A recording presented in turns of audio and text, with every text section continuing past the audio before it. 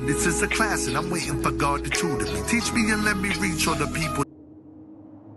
Allow me to give them visions of all this positive knowledge. It's all a distraction. It's a part of the game that we play. They don't need a reaction. Don't you give them the strength, meditate. It's all a distraction. But the people are finding a way to take positive action and spread truth to the ones that relate. Don't get distracted.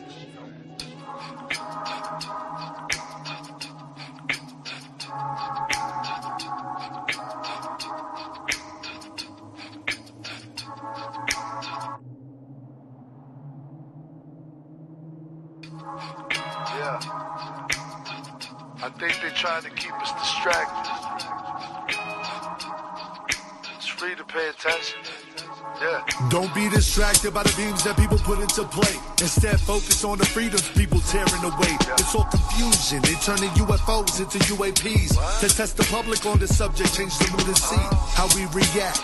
Knowing we've been visited back before Egyptians stacked stones with exact mathematical dimensions with attention to match. Before the days of Pangea when the continent cracked. Stupid humans just been covering tracks. Earth is just a puddle when the sea of what's been attached. I know a couple hybrids living on the planet. In fact, they might be living next to you. You ever think about that? Be the vibe. If you're feeling lost, tune to the tone. You might be living in the dome, but we're never alone. Yourself Rye the Codega and sharing one of yours.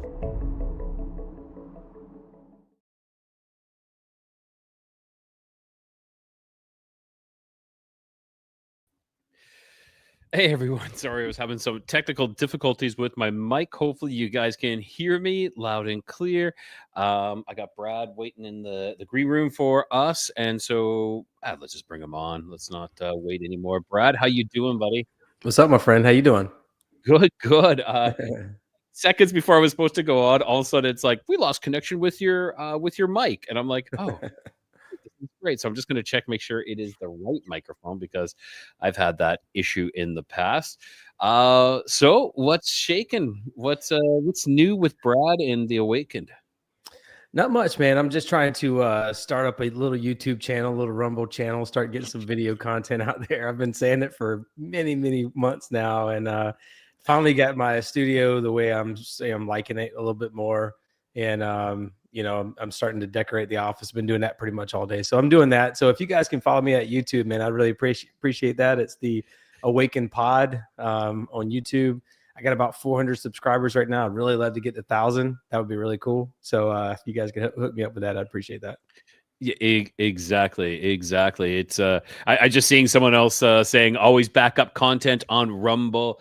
I agree wholeheartedly. I've been having some issues myself with YouTube. I had a previous video flag, but I thought it was for the content, but it turned out, well, it might have been for something else. But then my video that I'm going to be releasing on September 9/11 got flagged as well.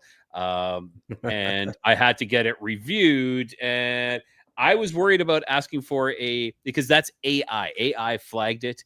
And so I got it reviewed by a real person, which I was a little concerned about, but in the end, it turned out okay. And so, and I'm releasing that show on 9/11 because, well, it is about 9/11. And I did up a little advert for it as well. I shared that with you earlier. You gave me the thumbs up. You said it's good. So I'm going to do that right now. Actually, this is what is going to be released on 9/11 on the video. It will be released on 9/9 on audio. But everybody, let's take a look at some upcoming content. And so what did he have to do to get the building to behave the way the video in the middle did? He had to take out all the columns in the building at once. When you have eliminated the impossible, whatever remains, however improbable, must be the truth. Let's listen to Dan Rather. For the third time today, it's reminiscent of those pictures we've all seen too much on television before, when a building was deliberately destroyed by well-placed dynamite to knock it down. What? And deliberately destroyed? But as soon as they stepped inside, what stepped in behind them were these two people in black with black ski masks on and Uzis. And the Uzis were, hanging off their necks. And I don't know what they were or who they were, but the battalion chiefs started yelling at us, right? Ordering us to get out of this building, get out of this building. They're going to pull the building, everybody out now. And they ordered us back out. If 100,000 tons, which is how much steel there was in each tower, is distributed outside the footprint of the tower, as you can see here, what's crushing the building?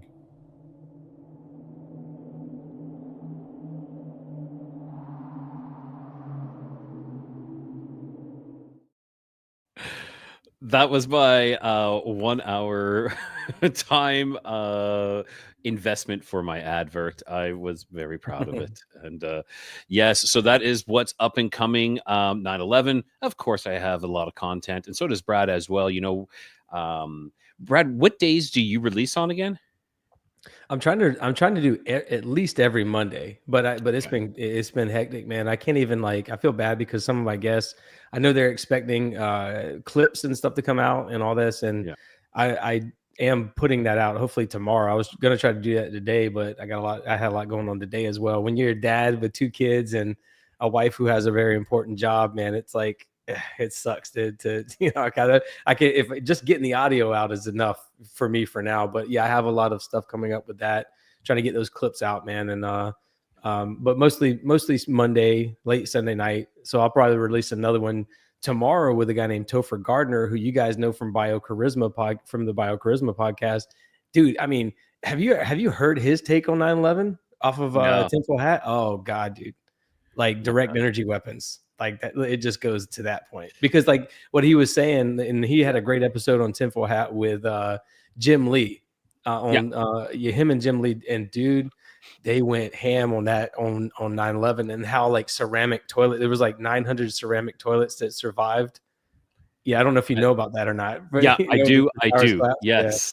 Yeah. Which is crazy. I know. And when I was talking to Richard, he's like, it wasn't directed energy weapons, but nonetheless, they all agree that it's not what they said it was. Yeah. That's a bottom line we can come to is whatever happened, it wasn't what they said it was. It was something else completely different. I know Richard really goes deep on Building 7. That's his forte. He really concentrates on that. And then from there we go into the other sides. But I remember Jim Lee was talking about like a hurricane holding off the side of New York kind of thing, which has something to do with possibly being connected with directed energy weapons or something like that. I remember him saying it was something along that line. Well, there's always like a hurricane off the coast of like Maui and all these other places that have these weird fires and stuff that happen because there's like a high pressure, low pressure system that these direct energy weapons have to use in order to sort of amplify that direct energy weapon. I hope I'm not misquoting, but it's something. It is something along those lines. Yeah, you are correct.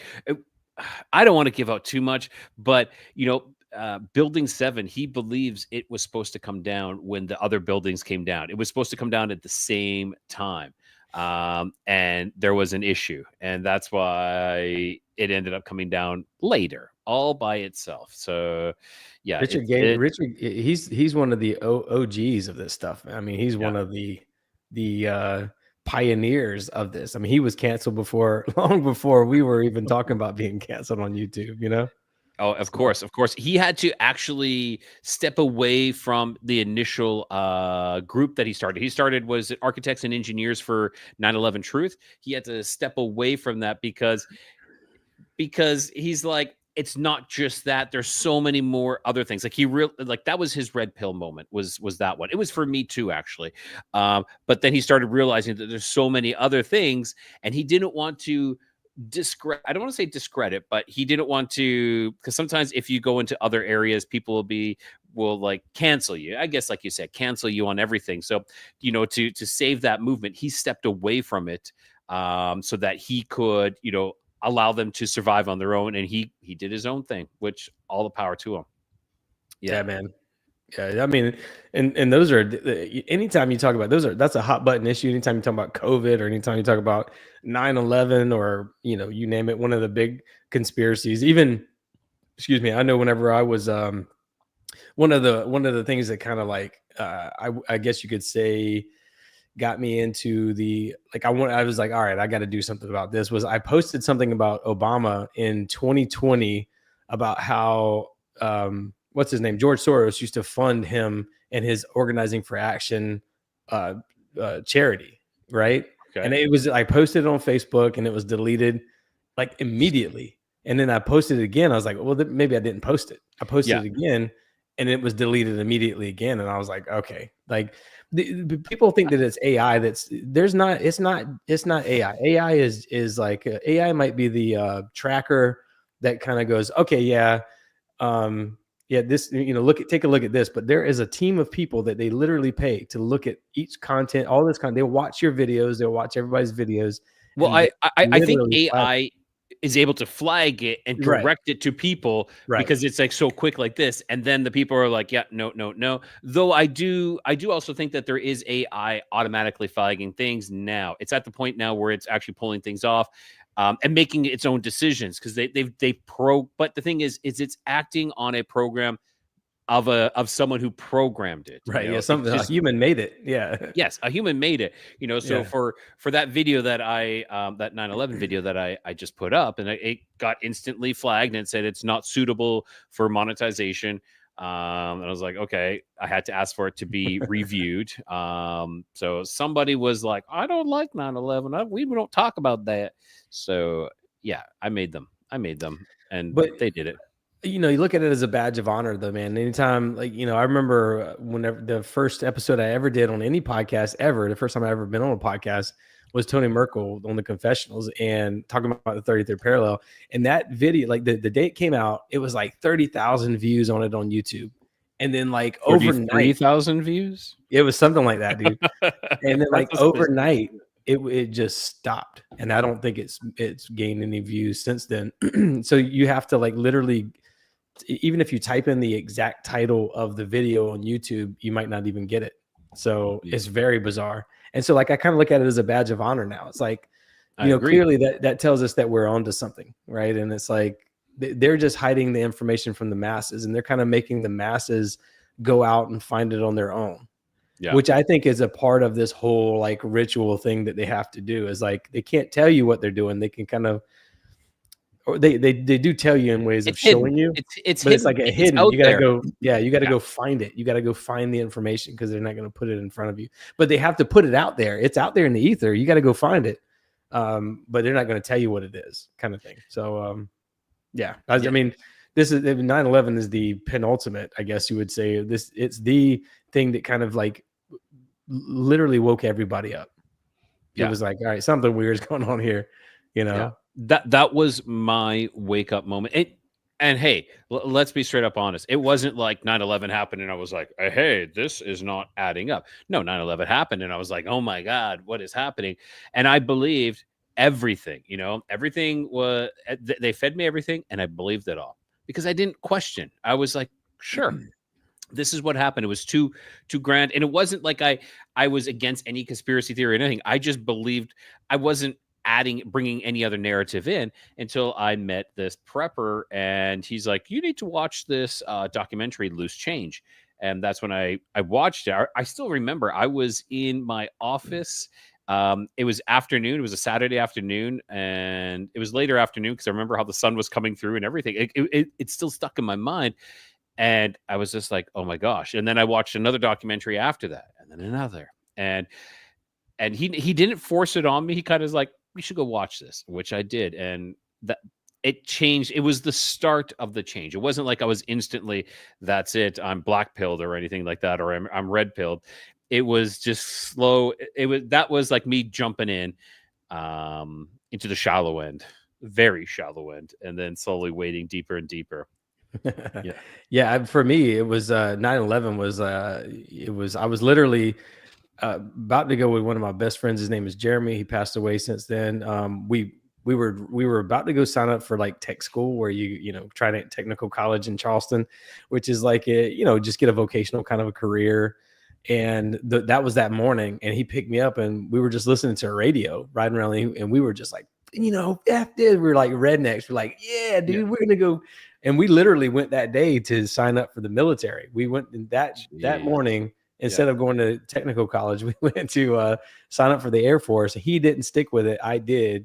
And the rest is history. But, that was, so for me, it was like a patriotic thing. Everybody was very patriotic. So it didn't wake me up until like way later. I mean, I remember when like Charlie Sheen was talking about it, everybody's like, oh, he's a 9/11 truther. And I was like, yeah, he's an idiot, dude. Like, what, because we bought into it. And we did. Yeah, I think it was around, I would say 2009. That's when I was like, yeah, look at Justice posted this. The Zeitgeist film was my introduction to the rabbit hole of 9/11 back in like 2009. Yeah, 2009 was I believe that was my year as well when I jumped in. 2009, maybe 2010. But yeah, that was it. And I was down. And that when I said I watched another documentary, it was Zeitgeist. That is what else I watched. And it was, yeah. And I agree with you. I was like, I wasn't like, oh, those truthers. I kind of was like impartial to it all. I wasn't like, oh, look at those people. I was just like not taking in any of it. I was like, no, this is just what happened. This is terrible. I did wonder about the passport though. That was one thing. And wondered about the passport, wondered why they couldn't find the black boxes, and wondered why there was molten metal in the bottom of the pit. Like, what? How is that possible? Well, if you look back, I've talked about this on a number of shows before, and I just talked about it last night, as a matter of fact, on the Sunday Night Secret Society podcast with Hank and Chef. Like I was telling them, if you look at in February 2001, the FCC went to Congress, and they were like, hey, so FCC, for those who are outside of the United States, is the Communications Commission, basically, for the United States.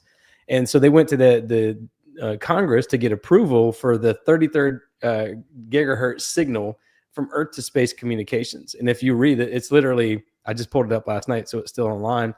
If you read it, it's like, it says there's a big event coming, and we really need to request control over the 33 gigahertz signal, and the Department of Defense for the United States military needs to be in control of that. And ever since then, they've had control of that. And it's Earth to space. And like, who are we communicating with in space? Right. And it's like, everybody's like, oh, we're communicating with the International Space Station, but they're not in space. They're in like the ionosphere, and they're in the upper ionosphere. They're not. Yeah, they're in low orbit. They're not in space. Right. Yeah. So it's a pretty interesting thing to look at. It's a pretty interesting thread to pull on. And then you look at like all the tie-ins to the number 33 there. Like Muhammad Atta was 33 years old, and there was like 33 passengers on the plane that went down, and 33 crew members that went down in total. And there was like 33 passengers that went down in Pennsylvania or something like that. So there's a lot of weird tie-ins. And then for the military, for me, after 2001, the post 9/11 GI Bill is called Chapter 33 in for the military. So like to get education benefits and stuff like that, it's called Chapter 33. So there's a lot of strangeness with the number 33 associated with that event, which I think was a ritual, which I saw. It was like a blood sacrifice ritual, which I saw someone in the comments say earlier. So there's a lot to it, man. A lot to unpack there. Jeez. It's, I love it. And there's that 33rd number again. That it can be auspicious, but can also be, negative as well. So yeah, it's really an interesting number. I know Jess, I had Jess on, she was the episode I just released last week on Jacob's Ladder and Orbs. Great content and a lot of feedback from that one. And she wants to come on and have a discussion about the 33rd parallel. So one of these, and I told her that all three of us could do that. So in the future here, we definitely will have you on, Jess, and we will do that. And Jess, is that elusive moon? Yes. Okay. How you doing, Jess? Nice to meet you. By the way, I was playing Wordle a while ago, mouse, and I put mouse as one of my 5-letter words to try. And I thought about you as soon as I typed in mouse. I was so I was just thinking about you earlier. She said that she had just posted on your Spotify. On your Spotify saying, Yeah. oh, you guys are the best pair. And I actually didn't say that we were doing this together tonight. And so she had just done that today. So yes, I know. I totally, I wrote it all up. I got it all out, and I didn't include you, Brad, in the social media. I apologize. Yes. It's all right, buddy. I realized that actually when I was doing this, I'm like, oh my God, I totally forgot that Brad's coming. Well, it's not that I forgot that you're coming tonight. I forgot to include it on everything. That was, Sorry, and that dude. wasn't on purpose. I really tell you. No, All right. I'm just happy to be here with you, man. This is awesome. I've been looking forward to it all day, interacting with your audience and getting to chat with BJ and Mouse and everybody else that chimes in, Tyler, DJ Tyler Radio, and everybody that chimes in all the time. So I've been looking forward to it. Yeah, it's I really appreciate my listeners and viewers. They're quite loyal, and you just see it getting bigger. Like I see it growing and growing, and I see the committed viewers and listeners, and I really appreciate that. I know you do. You do as well, Brad, for your show. It really it means a lot. So I like that. Yeah. All right. Oh. Tammy is saying, why don't you bring Jess on now? That would be an excellent conversation, the three of you. It would, but that's not what I kind of prepared for tonight. I know we could probably rock and roll and go with it, but I did want to talk about, and we'll jump to it now, the 3i Atlas. This, I don't know. Okay, so I'm going to do a little recap of what 3i Atlas is. Okay, this is I got this broken down here. So it was discovered July 1st in 2025 in Chile. It's the third known extrasolar visitor. It has a hyperbolic orbit, 61 kilometers per second. It is anywhere between 0.3 to 20 kilometers in size. They're saying maybe 11.2 in diameter. They're saying that it could possibly approach Earth. Some even are speculating it could be October, but it's more like in December, late December, which is interesting. It's some people believe it just to be a comet. Possibly 3 to 7 billion years old, and the thoughts that it could be an alien probe, but that's something we're going to discuss tonight. So what is your thoughts on this thing so far? Where is it coming from? It's coming from outer space. That's the best way I can say.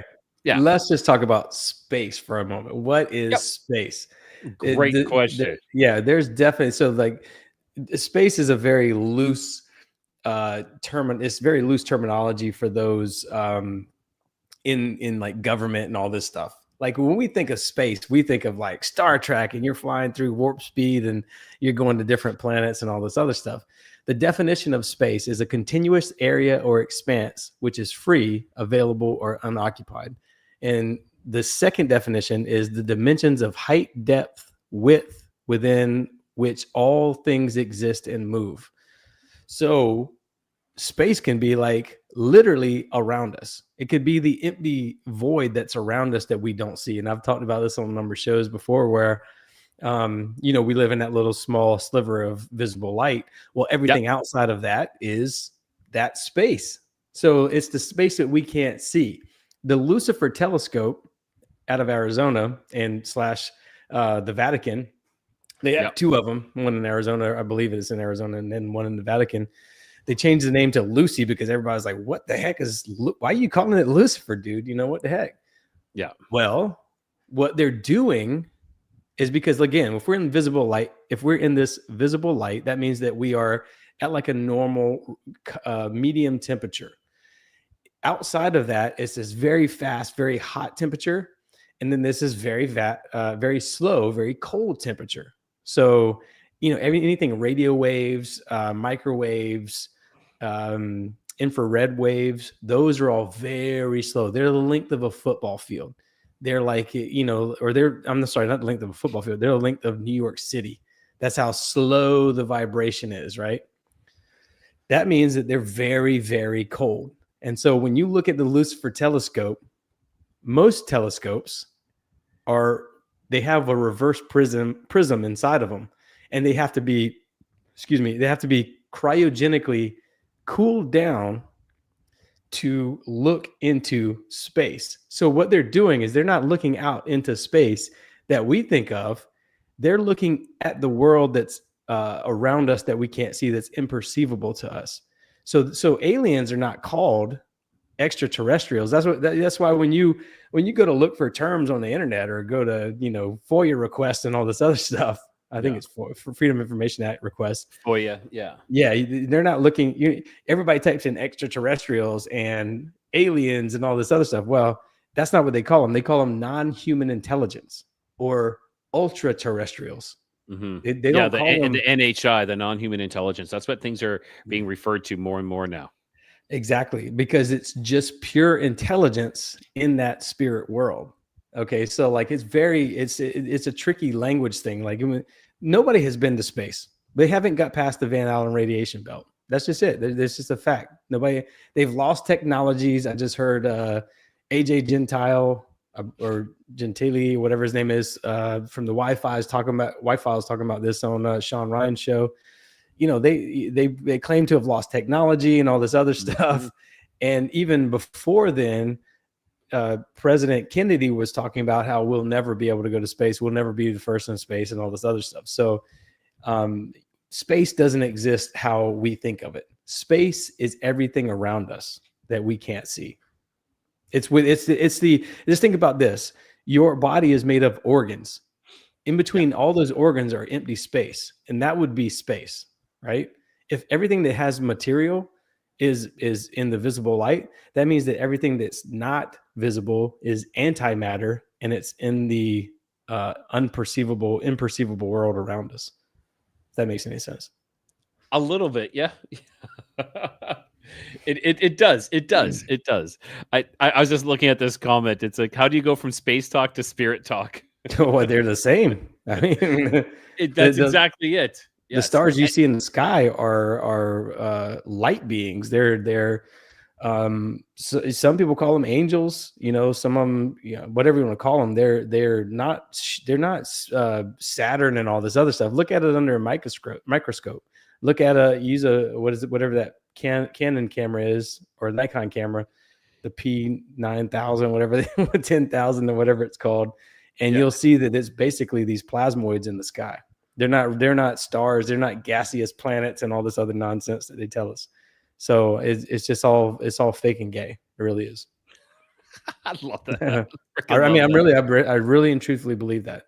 I used to. It's weird even saying that, because I used to laugh at truthers like, Charlie Sheen and all this stuff. But now I'm like, fuck. They've been lying to us for a long time about a lot of stuff, dude, including space. Like our visit to space. We don't have satellites. We have satelloons. They're balloons. We have satellites. Who's the biggest consumer of helium? NASA. Not a space age. I mean, not a space agency. NASA. Yes, it's exactly. They're the biggest consumer of helium because they're satelloons. And I like, imagine that there was this many satellites, because they talk about how many satellites are actually in low orbit space.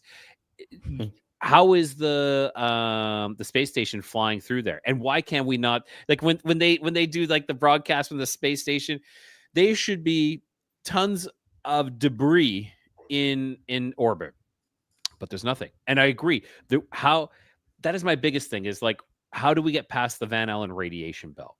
It'll kill you. How did that piece of junk with the shower curtains get through, and how were they protected? They were not. They did not go. And I'm going to have Bart Simpson. Bart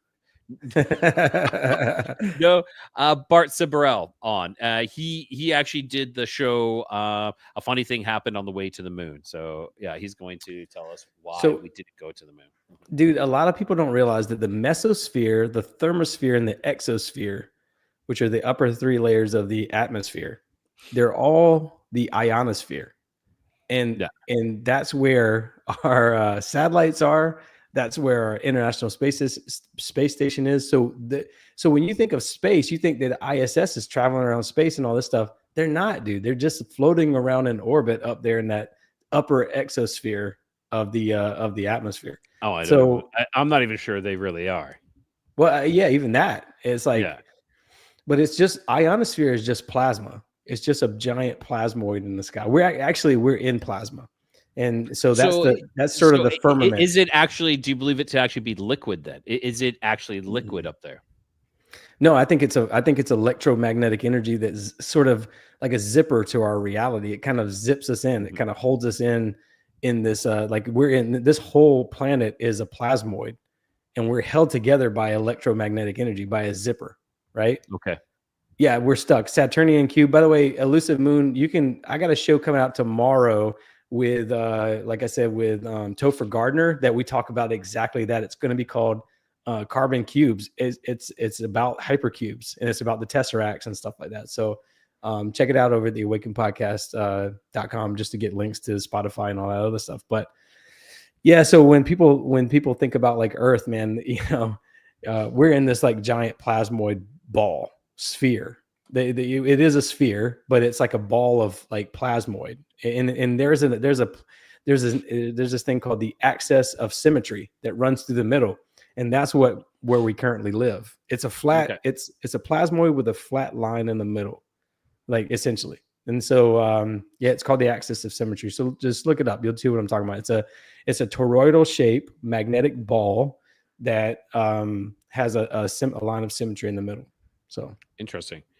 Just a quick thing. So yeah, for people complaining about commercials during lives, unfortunately, YouTube does that. They do? Yeah, they do. Shit, that sucks. Yeah, it does. It does. It pays the bills. sorry, everyone. It pays, it doesn't pay me much, but it pays the bills. It's like a penny. So hey, penny earned is penny saved. So what do you think about this thing though? Like, is it really out there? Do you think it's just like, my belief is for them to actually pick this up? Imagine the vastness of space. How did they actually detect this? They can't. How? They can't. Like, let's just be real. Like, let's stop pretend. Like, we got to stop pretending like they have a Hubble telescope or a James Webb telescope that's flying through space, taking pictures and sending them back. It's just so bizarre for people to actually believe that. Like, we can't. I'm going to show you. So I actually have a video of this. Let's see if I can get it here. Here we go. This is the video that they have. Okay, so let's all watch this. That's it. Okay, now you can do that with Canva right now. Yes, I'm not even kidding. You can do that with Canva. Is this legitimate? Is this really what we're going on? Now, I also want to say that when they say that it's going to appear, I looked at the date. They're predicting around December 19th. Okay, so let's look at that. So December 19th, let's say December 21st. Okay, that is winter solstice. Is that the return of the light? Is that the birthing of the sun? Is that what they're preparing us for? And I'm not saying that this thing is going to come. I think this is a fantastic way to usher in Project Bluebeam, where they pretend that there is space aliens going to attack us because, hey, why not? COVID lockdowns, climate lockdowns. Now let's get to alien lockdowns. Why not? I dreamt about this in a way of that. This is a way to usher in a one world government, maybe a one world religion as well. Who knows? Well, yeah, that's what's going to happen. I think these people who are pushing for a world government or a new world order, I think that they worship these fallen angels, and that's what these things are. That all these Jersey drones and stuff that we're seeing. These there's like a video of what looks like Ant-Man in the sky. I don't know if anybody's seen this out of Ohio here in the United States. All this stuff, man. Like, they're starting to basically, like, it's weird when you go outside because you're going to see more clouds. Like, I haven't seen the sun. We went through the dog days of summer, and I haven't seen the sun in like a month. I'm not even kidding, here in South Carolina. And when even my daughter's like, why are the clouds so low? The clouds are like barely hovering over the 100 feet pine trees, you know? And so we're all like, you know, very like, what's going on? Like, I think what they're doing, they're not blocking out the sun, or well, I think they are blocking out the sun. They're blocking out God's light. God's light disperses these things back into the ether where they belong, right? Because they're plasmoids. Light, you know, again, man, you're talking about the four states of matter. A solid heated turns into a liquid heated turns into a gas heated turns into a plasmoid or plasma heated turns back into like it disperses it back into its like ion state, this soup of ions essentially. So they're trying to block out the sun to prevent the sun from dispersing these things, but I think they got the clouds in the sky so they can provide cover for all these things that are in the sky. Is this why you feel perhaps why not Bill Nye the Science Guy, but Bill Gates wants to spray aerosol all into the stratosphere to like graphene? I think it's graphene to reflect the sunlight, and this makes more sense than climate change, trying to prevent climate change, because we know. And if you guys don't know this, that the more cloud cover you have, actually, the increasing of the Earth's temperature will happen. So the more that you think that you're blocking out the sun, you're actually creating a greenhouse. That is the creation of a greenhouse. And this is from Jim Lee, actually, where he stated that they were able to, for once, have a clear sky. And they thought, okay, now we're going to see the temperatures warm up because we don't have any cloud cover from jet streams and whatnot, contrails. And this was 9/11, actually. Sorry, I need to put that part in there. So because of all the traffic was grounded, they were able to see what would happen. Without the cloud cover, without all these contrails going up, the temperature dropped. The land, like the thermal mass temperature dropped because the heat was able to escape. So go figure, you know, the cloud cover is like a freaking blanket, and it's like a thermal blanket that keeps in the heat. So if they're thinking about spraying, it's completely against it. And I don't know why people haven't realized some of these things. Yeah. Dude, I mean, first of all, we're in the weirdest timeline ever. 2025 is so like, imagine having this conversation 15, 20 years ago. People would put you in a loony bin, you know? I mean, like, I agree. And now we can actually say chemtrails, like literally they're like certain states are banning chemtrails. Like let's hallelujah. Let's say damn straight, you know, we are living a conspiracy. Like this whole world everything is a conspiracy theory. Everything is. The ultimate conspiracy is keeping you away from knowing God and being closer to God. That's all. That's the ultimate conspiracy. So all these conspiracy shows, all these paranormal shows, like I'll cut to the chase for you. You know, it's about hiding God from you. Like, and if there's you're going to flip to the end of the book and just tell me that. but you know, to know, but you still got to know these things. So listening to your show or other shows, you still got to know who the enemy is. But I think people keep missing the point. These aliens, they are demons, and they're providing cover for demons is all it is. And listen, man, I'm not like you're gonna piss off some people by saying that, and I don't care, man. That's true. I know, and that is okay. So, but my belief, though, this is my belief, is that there has to be a balance. There has to be a balance, and I know a lot of people believe that aliens are demons, and I am in that camp as well. But I'm also in the camp that there is if demons are aliens, then aliens are also angels as well. You have to have both, because the fallen angels are angels nonetheless. So that means they are one and the same. Now, the ones that are interacting and disrupting and causing chaos or messing with people, that is not that. Angels cannot. They were actually, so this is the thing. The fallen ones were called the Watchers. They were called the Watchers because they were actually supposed to watch the humans. That is what was supposed to happen. Just watch. Okay, but they fell down because I would say they got jealous, but they also were they were envious, but they also were attracted to the humans. That is why they became the fallen. Now, there is other watchers. There still are other watchers. Angels are watching nonetheless.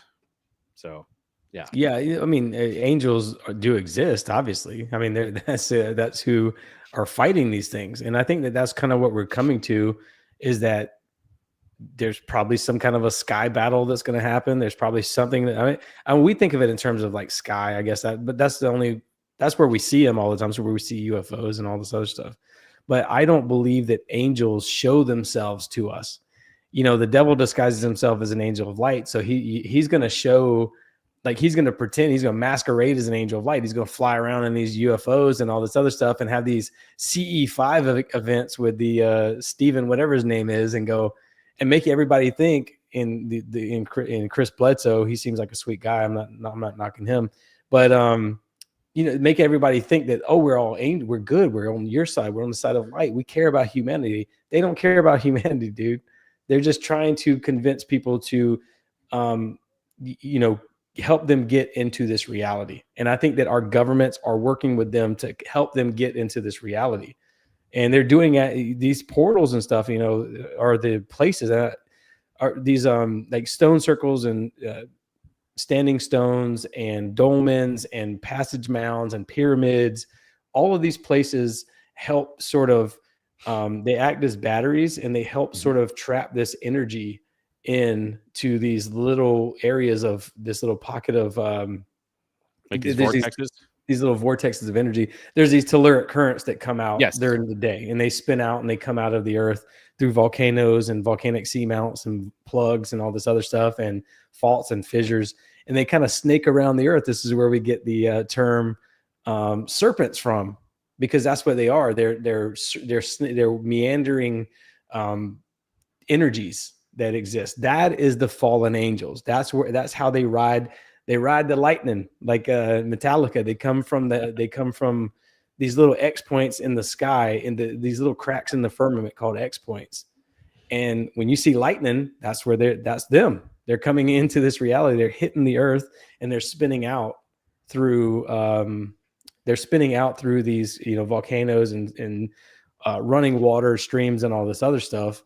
And they're tricking humans into making these stone circles. The Bible talks about this. It's the funny thing is the Bible over and over and over and over mentions don't talk to wizards and witches and mind readers and all this psychics and all this other stuff, because they were using these portals like Merlin and Arthur. This is where we get the Medusas from, the medical symbol with the two snakes. The two snakes are the electric field and the magnetic field. And in England, they call it the Michael and Mary. Michael is the male energy. Mary is the female energy. This is where you get the caduceus, the medical symbol for the caduceus, with the two snakes wrapping up around a line, right? Okay. Yeah. That's also Raphael's staff too, I believe. Raphael. Moses' staff, and everybody's got a staff with a serpent on it. But that's what Merlin and these wizards used to do. They used to heal people at these spots. And these spots were just a concentration. They were places where these concentrations of telluric energies, telluric is just a fancy word for electric.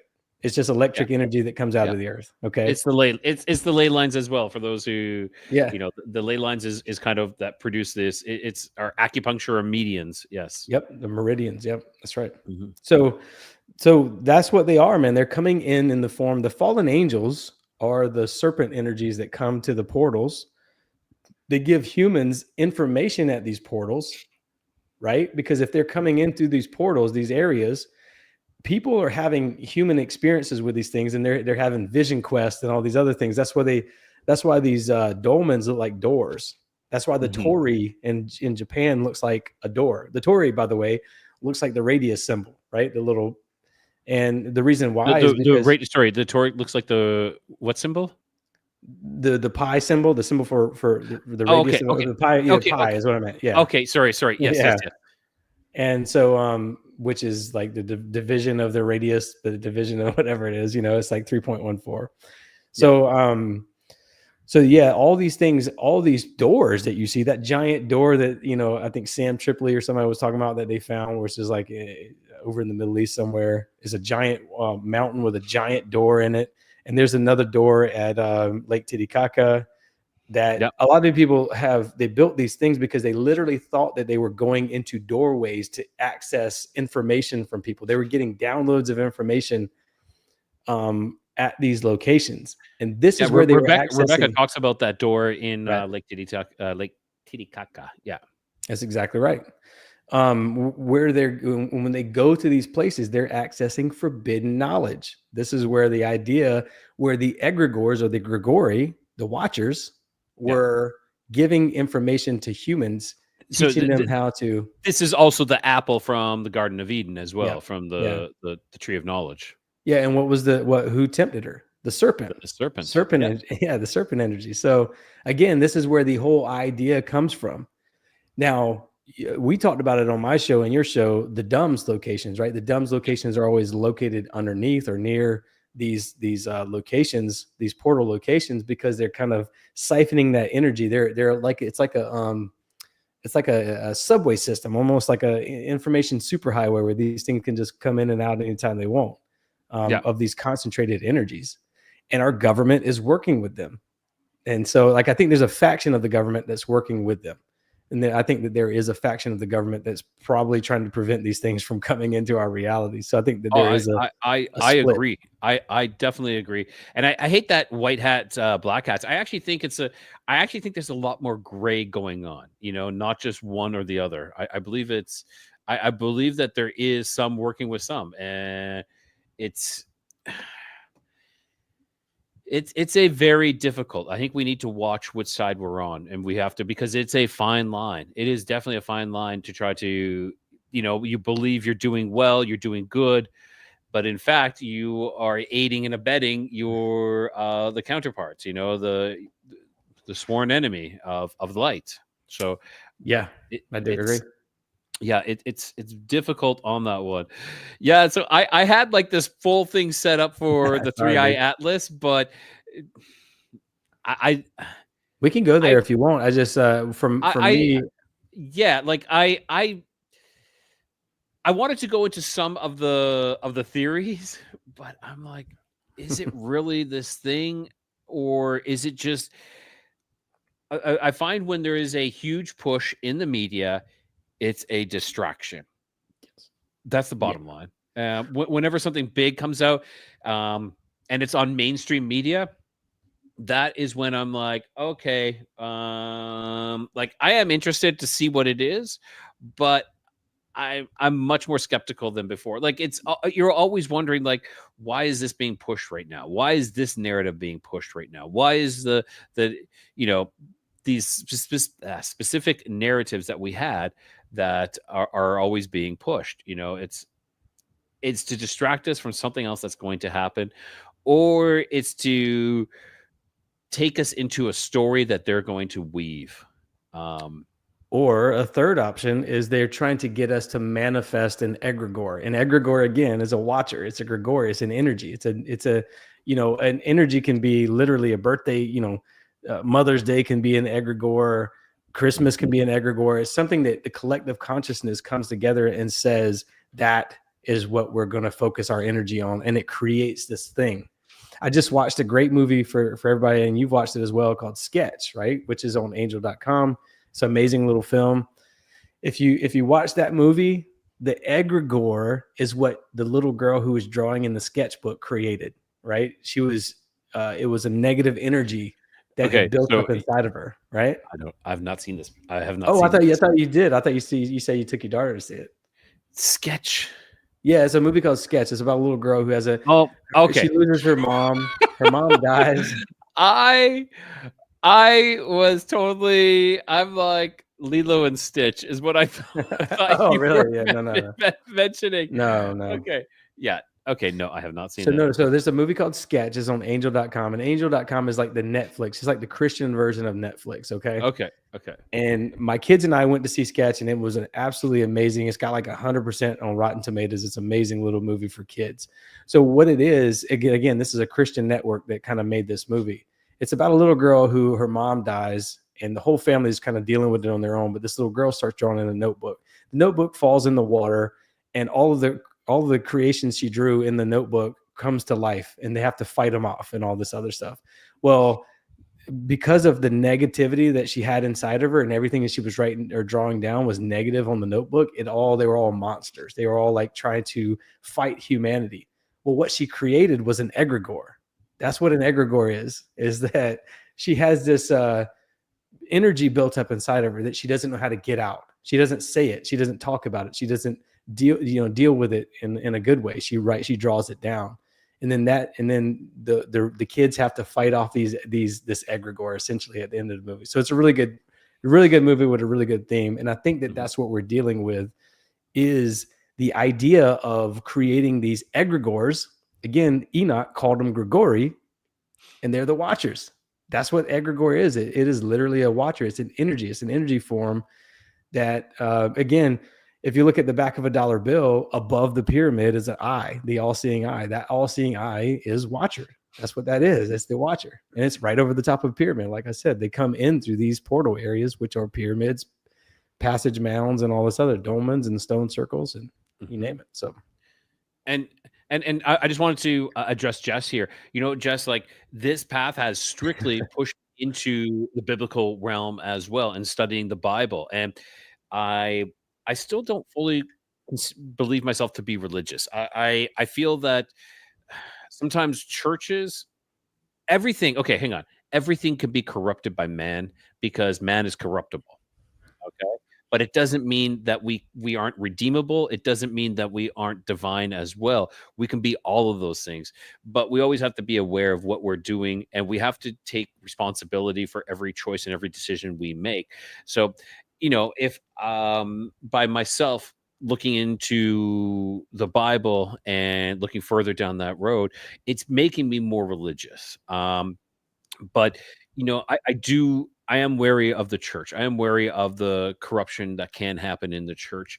There's many things, and people, there are placed people, the pedos, the PDFs in churches they're meant to be there. They're meant to corrupt it, and then they're hidden away to live out their lives, which is ridiculous.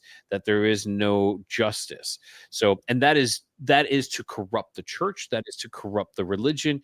But there's and people, like I said, people are corruptible. There's so much more out there.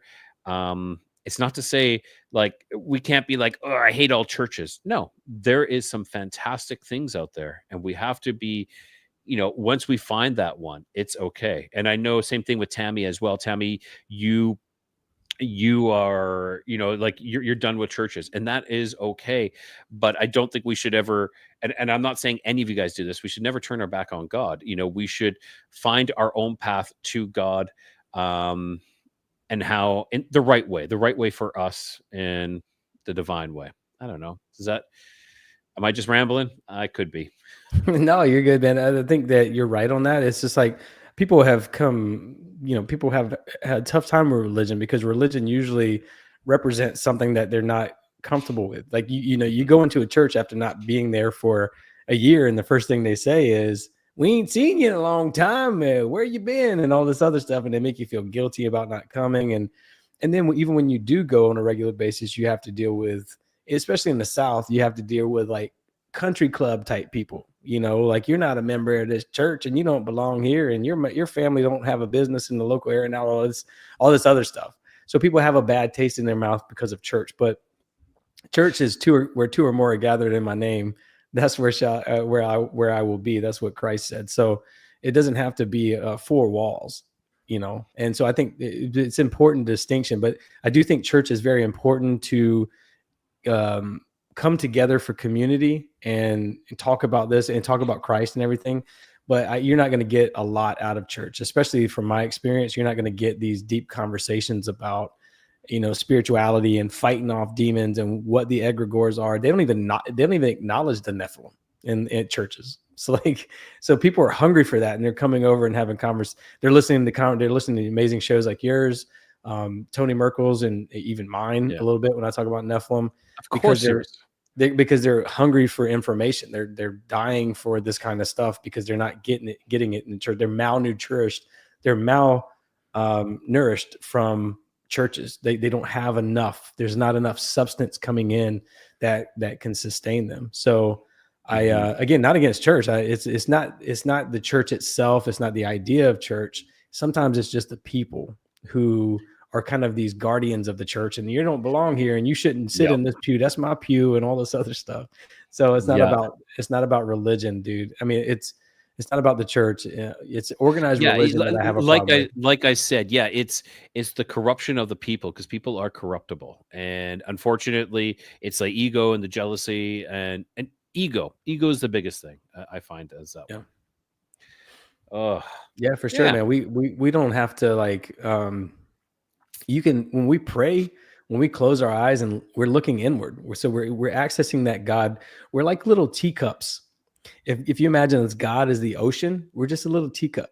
That our bodies are just these little teacups, and that what you scoop out is a piece of God. So we're like little fractals of God, sort of having this human experience. And I think Elusive Moon mentioned it earlier that we're having a human experience. That's what we're trying to have. And I think these things, they are jealous that we're having this. They're jealous that we're here and experiencing all these things. You got my yes. So I believe that hybrids are being created so that the disembodied spirits can inhabit them. That's the goal. But I also believe that these hybrids are happening so that disembodied spirits can inhabit them. And I think they're actually trying to make the soul is what they're trying to do. They're trying to make a soul so they can stick it into these hybrids as well, and that they have a backdoor entrance back into heaven. Now, I also believe, though, that possession and hybrids is also so that they can get out of this world. And I believe that I saw that world, and I think everybody heard that story. I believe I saw that world of like this desolate, distraught, post-apocalyptic type world where they inhabit, and they invade our world to try to escape that, so they can feed again, so they can drink again, so they can taste, so they can satiate their hunger for everything and anything, whether it be of body or of drink or anything. Yeah, they're the horde from the Bible. They're mentioned as the horde in the Bible. Gog and Magog, and Gog means it means roof, and then Magog means of the roof. Now, when we think of roof, we think of firmament. That means that they're outside of the firmament. They're in that space that we were talking about a while ago. So I think that everything that the Bible talks about, all this stuff, man. Again, I'm not even like Bible thumper. I didn't start a show to be, have like a spirituality type of show. I really didn't. Me neither. Not even close. It always leads there, dude. It's so weird. It's like you just want to have a normal conversation, and then it always takes you down the path of spirituality and God and light and Christ and all this other stuff. So, Brad, were you born on the 33rd parallel as well? Yes, I was. Yeah. Okay. So, Jess is wondering, do you think the 33rd number is a negative number? No, I think it could be both positive and negative. I do as well. I think it's this certain energy that can be manipulated. It can be, there's something about it where it can be turned one way or the other. I saw that firsthand where I came from, dude. I didn't mean to interrupt you. I'm sorry. No, literally, I lost 4 of my best friends in like car accidents, and one hung himself, 2 died in a car accident, 1 was electrocuted at work. And so it's not just them. Like coming from a small town of 1,000 people in our little area, they're in the extended area, the little communities around it, there might be a couple more thousand. But out of that, I would say 500, 700 people that I know personally have died. And there are a lot of people who come out of our area who go into the pros. They're NFL players. They were drafted first in the NFL. They were Heisman Trophy runner-ups. Charlemagne the God is from our area, right? All of these very famous people. We have a guy named Stephen Furtick, who's a mega church preacher out of North Carolina now. His daddy used to cut my hair. So like everybody in this little area, it's either a very charismatic, you're doing something, you're on TV, you're a sports athlete, you're influential in some way, or you're dying of like some crazy accident. So I believe sacrifice. There's like an energy of the 33rd, that there's an energy that if you don't figure out how to like manage it, that you'll end up, on extremes of it kind of thing. Yeah. So yeah, I believe that I think 33 is just a number, but I think that it also represents, depending on how you think. Yeah, I think anything that you think of can manifest into reality. So if if you keep looking at the number 33, you're going to see a lot of crazy things that's like 33 here, 33 there, but it can also mean positive things.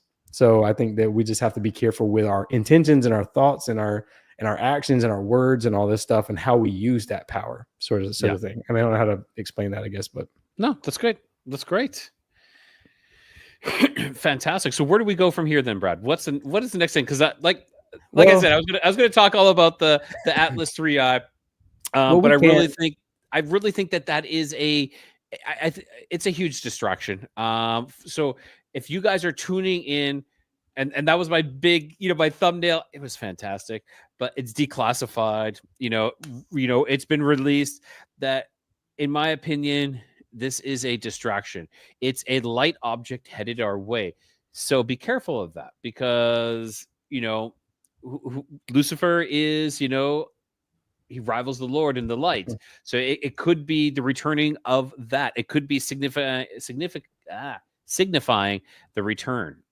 So, yeah. Well, all of these guys, I used to be in the military. You can see all the accolades up here in the corner, all my decorations and medals and all that stuff.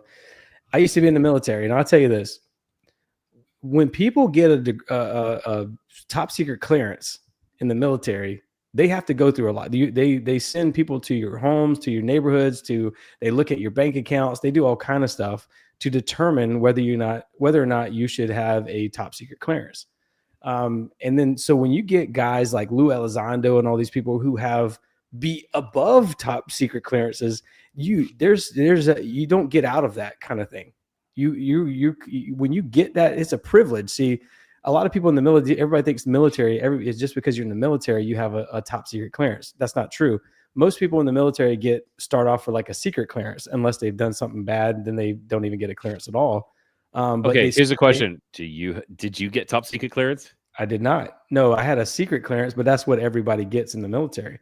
But once you get a top secret clearance, that's not a huge deal. A lot of people can get a top secret clearance. But when you start getting into these like above top secret clearances, where you're like Lou Elizondo and you're having conversations about aliens and all this other stuff, you don't get out of that, dude. It's like a lifetime appointment. You don't just leave and they go, okay, bye, see you later, dude. Go talk on the media and all this other stuff. They'll go write books and all this other stuff. It's all propaganda, dude. And you have to look at the context of the Smith-Mundt Act, which you and I have talked about many times before, where essentially, I'll shorten it. I'll keep it very short. 1948 Smith-Mundt Act came into effect. That gave the United States government permission to propagandize foreign media. So for 80 years, we were propagandizing the foreign media. In 2012, this is a key thing, foreign media, yes. Foreign media. That means Canada, Mexico, and everybody, right? Everybody outside the United States. And so we were so we have thousands of people that were working for the State Department to propagandize people overseas. In 2012, Obama came in and said, and oh, by the way, let's take it back to 1948. 1948, they gave permission under the national, like in the event of national security issues or anything like that, the government can go in and commandeer any form of media, like if they wanted to make movies, if they wanted to put out radio ads, studios would have to go, okay, I agree to it. Like which is what I think happened with Stanley Kubrick with the moon landing. It was like, hey, we got to do this. And so Stanley Kubrick had no option but to do it because it's a federal law. He had to do it.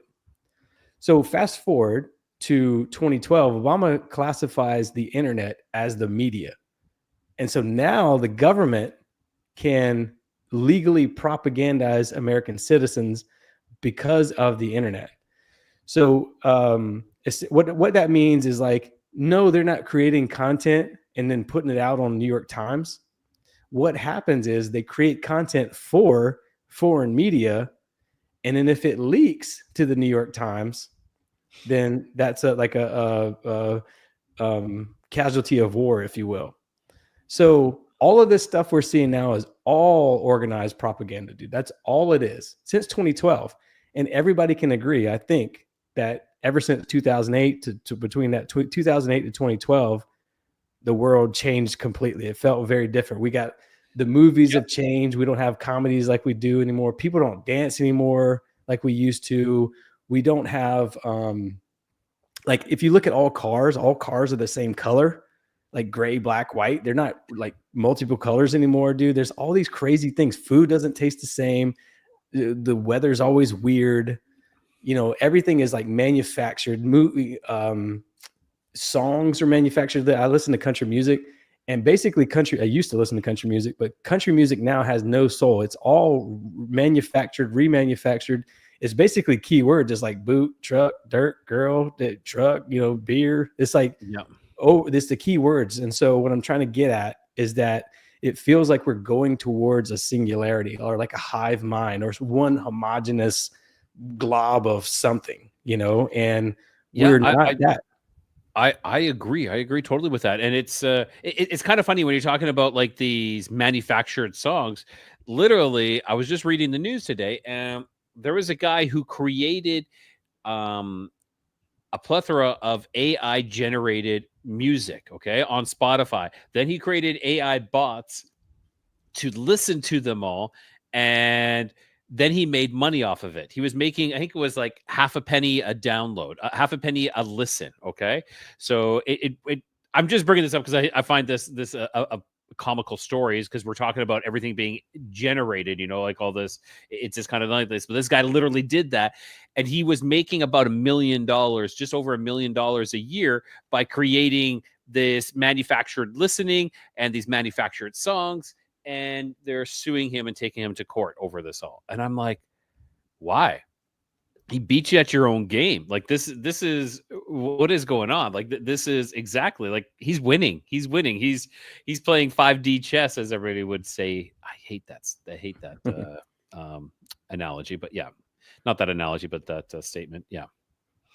But dude, I think that's what it is. I think that we're losing our individual cultures, our individual identities. We don't have like I'm from the South, and every Southern state has its own unique accent, and every, you know, like Louisiana has its own type of food. South Carolina has its own type of food. Like we have our individual identities. But if you go, and I'm not just picking on the South, it's just where I'm from. But like if you go to any major city now, they're going to have an area that's growing. That's, you know, and this isn't picking on any brands or anything like that, but like you're going to have a Target, you're going to have a, you know, Olive Garden, you're going to have a Hobby Lobby, you're going to have all these things. And every city is starting to look the same. Every car is starting to look the same. Every person is starting to act the same. Since 2000, since Y2K, describe 2000s culture. You can't. Describe 2010s culture. You can't. Describe 2020s culture. You can't. For the past 25 years. Yeah, you go back to like the 1990s, the 80s, the 70s, the 60s, the 50s. They all have the 40s, the 30s. We all have this thing. But like I agree with you. The 2000s and more, it's like it's just a repetition. It's just like this. It's this shell. It's this construct that we're living in. Yeah, and if you think about, again, music, everybody wants to think that Chris Stapleton, for example, is like, oh my God, he's got this amazing song. Tennessee Whiskey is a great song, but it's not Chris Stapleton's song. He didn't write that. He's a karaoke singer, right? He can sound good. He can sound soulful, but he didn't write that. So it's not his voice that's coming. I mean, it's not his intent behind the song that's coming out of that. David Allan Coe was the first one to release it in like 1980, but he didn't even write it. So, really? And people like to think that all this music is new. It's not new. They keep rehashing the same stuff over and over, dude. And that's what's happening with the movies as well. Yes, TV shows. There's nothing new under the sun right now. It's just redone. And hey, don't get me wrong. I didn't mind watching Lilo and Stitch live action. You know, that was great. You know, or How to Train a Dragon. It was great, but there's nothing new. It's maybe we're going to change the color of the characters because DEI and stuff like that. But it's just kind of it's strange though that we're just not getting anything new.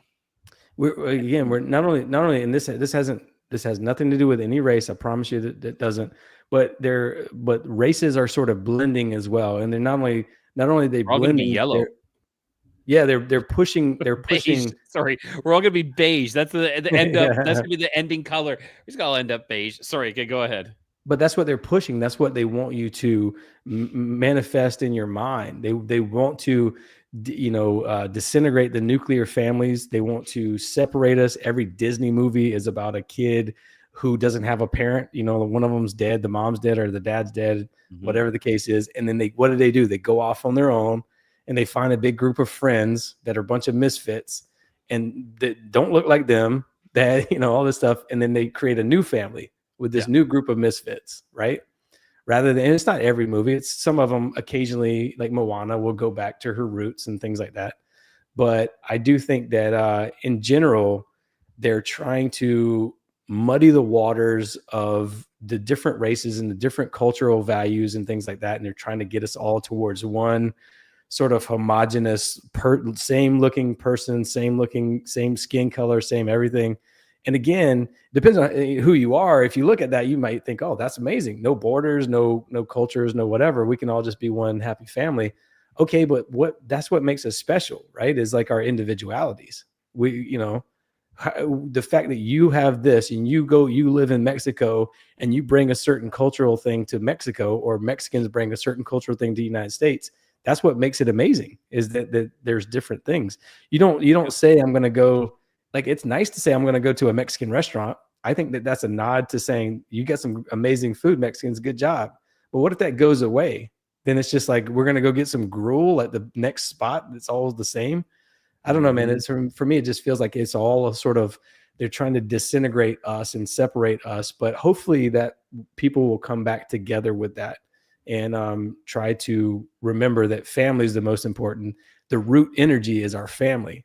Keeping families together and moving back to where you came from, kind of thing, and being close to that root energy of the place that you entered this world in.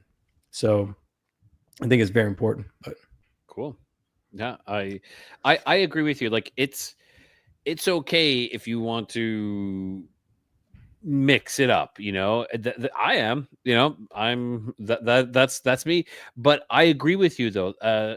Our identities, and it's important as well. We do it in podcasting. You can see, like, we're kind of like, once one person starts talking about this and they have this person on, then everybody will have that person on. And it's not, you kind of have to find your own path and forge your own path and do your own thing. I think everything kind of is designed. We're intentionally led down these paths to take us off our path of spirituality, our path towards God. Yep.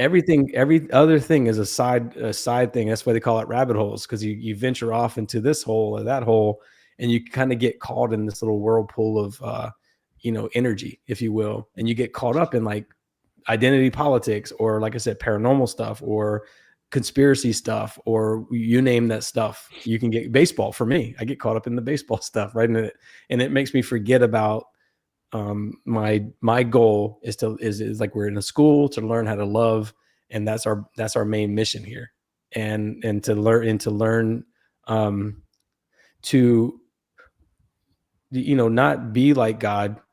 I mean, not be God, but to be like God, to be God-like, to be Christ-like, right? Yeah. Is to learn how to love and appreciate others and all this other stuff. So I agree. And I just wanted to address Tammy on this one.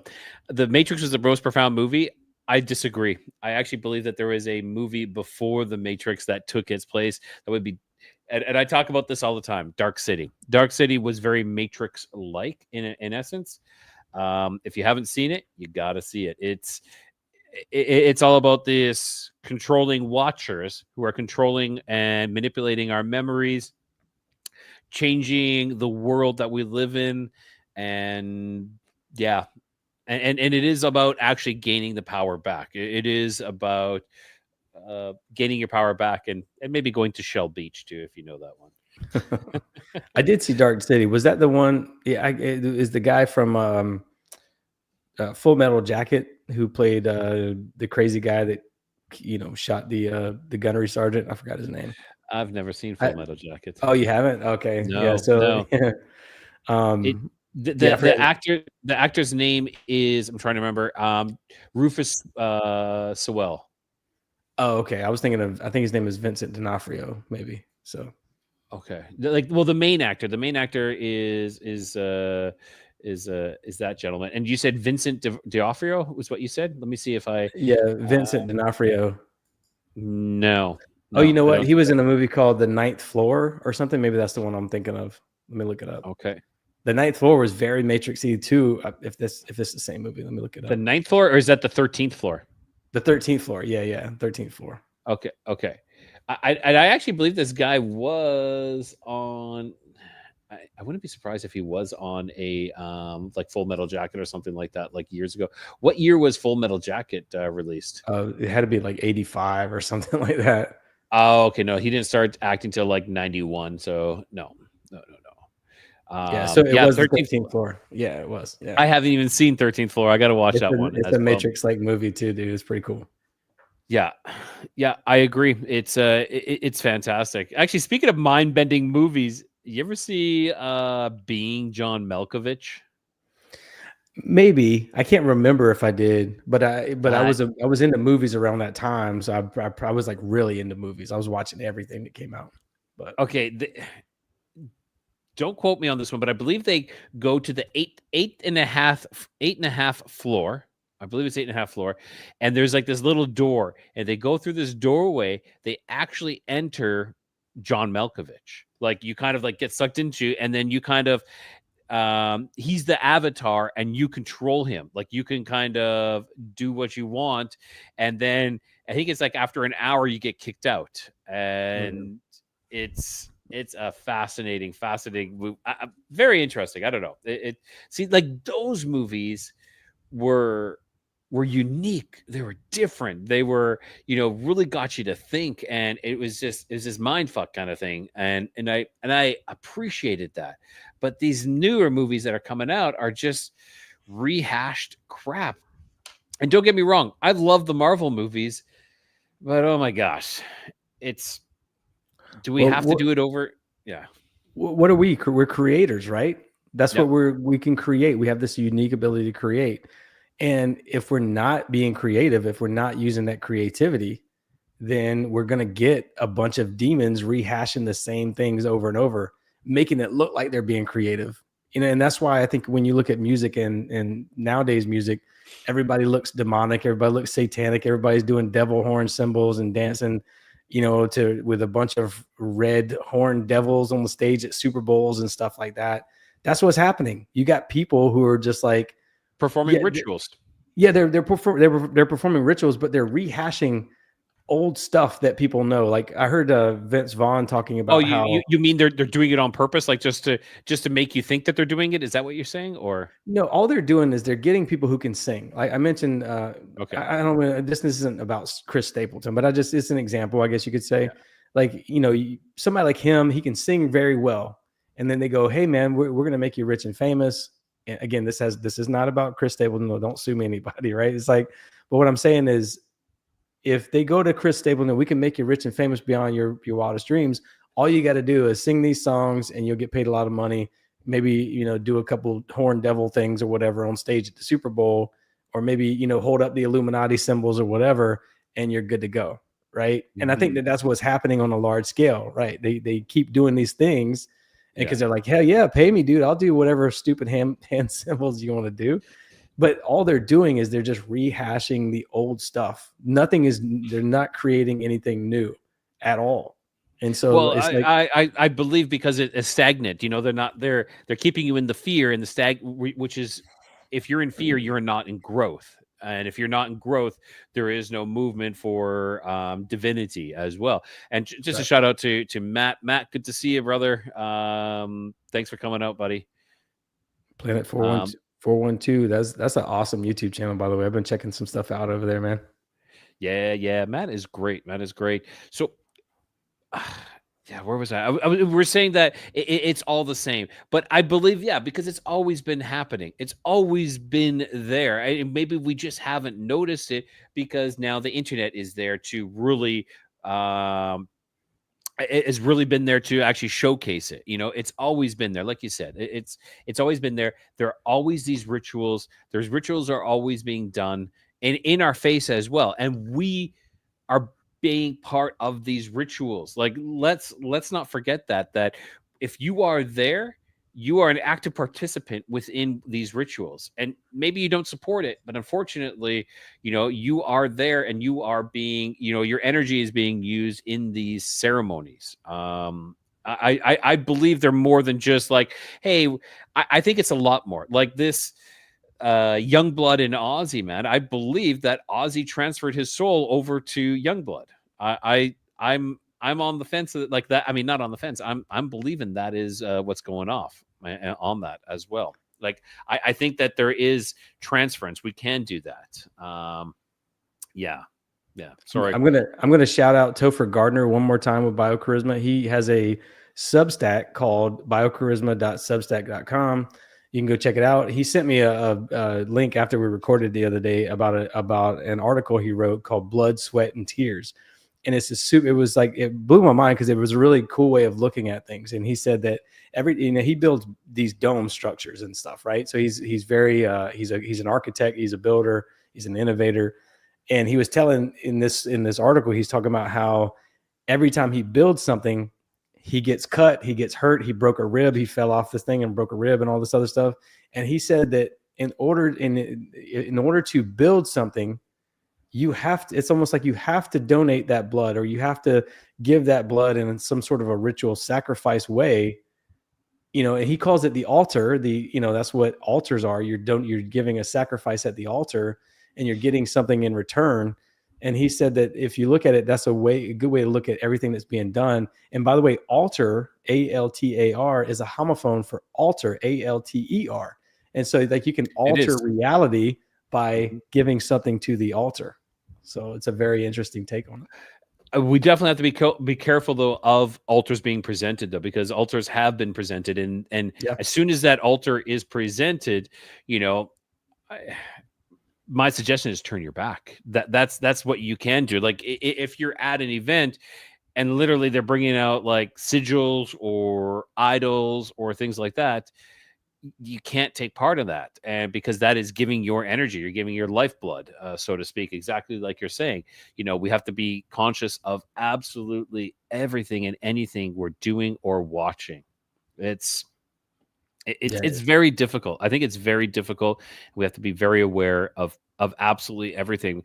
And I find too many times I put my life into cruise control, and you're just like, nah. I'll just have the show on, and then what's happening is you're contributing to it. We have to be consciously aware and consciously active continuously. Making those decisions, making those right choices, because we are like, I believe we're spiritual souls having a physical experience, but too many people forget about the physical experience. They just put it let's put it on pause right now, or just let it cruise control kind of thing. But we have to be conscious of it all and always. And this is making decisions that affect your life continuously, and I'm guilty of that too, where I'm allowing decisions to be made by others for me, and I can't do that, like I saw someone earlier, with posting, I forget who it was. Someone was posting about fluoride in the water.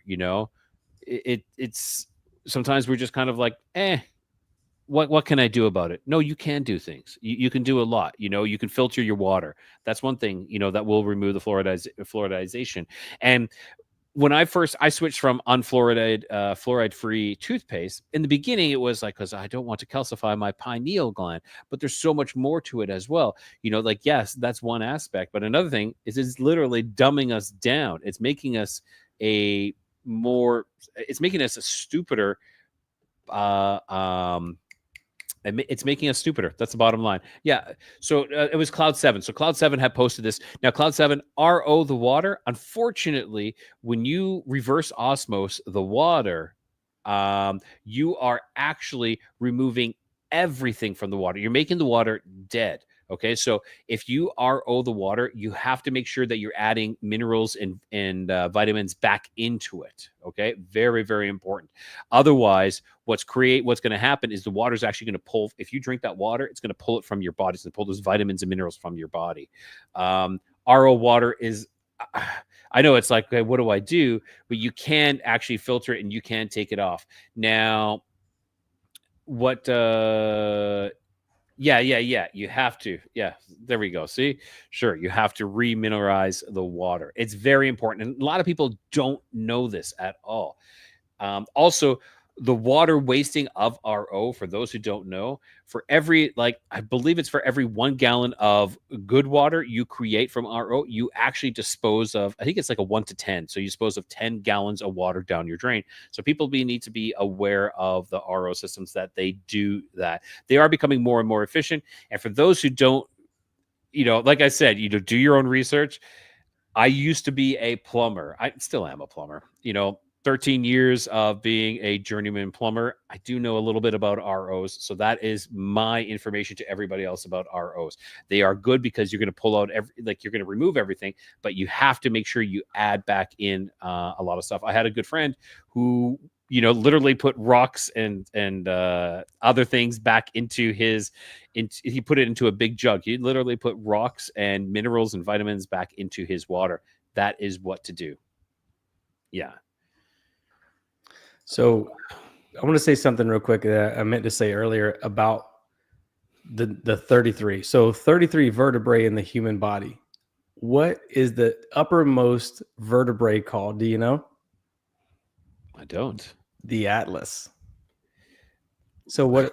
So when we're talking about the 3-eye atlas, right? It's like maybe they're saying like we're reaching that pinnacle of humanity before we shift into, because you're talking about, like, a lot of people think that the you rise upward through the vertebrae and to activate the chakra, or to activate the pineal to activate the pineal gland. So it's like the atlas is the last vertebrae before you reach the pineal gland, sort of thing. And so when you look at it from an esoteric point of view, there's a lot of, that's why I think it's very important that anytime you see a word on TV or anything, you have to the first thing you do is look up the definition, because the way a word is defined is the law that we use on this earth. Okay. So it's like a law, right?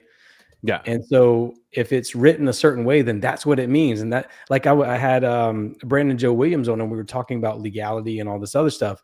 If you look up the word for human, or maybe it was monster, I can't remember which one it was, but if you look up in the Black's Law Dictionary, the word for human is monster, or something along those lines.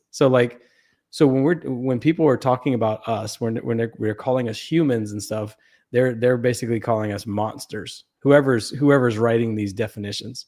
So we have to be very careful with the words we say, and we have to know the definitions, because those are the legal terms that are written by somebody, by some evil entities. I don't know who writes them, but I don't think that we used to be able to talk like this. I think that we used to communicate telepathically, and the language that we speak now, the phonetic language, which is, Phoenician, which is where the king of Tyre was in the Levant area of the Middle East. The Phoenicians escaped the Middle East because they were chased out by Joshua and Caleb.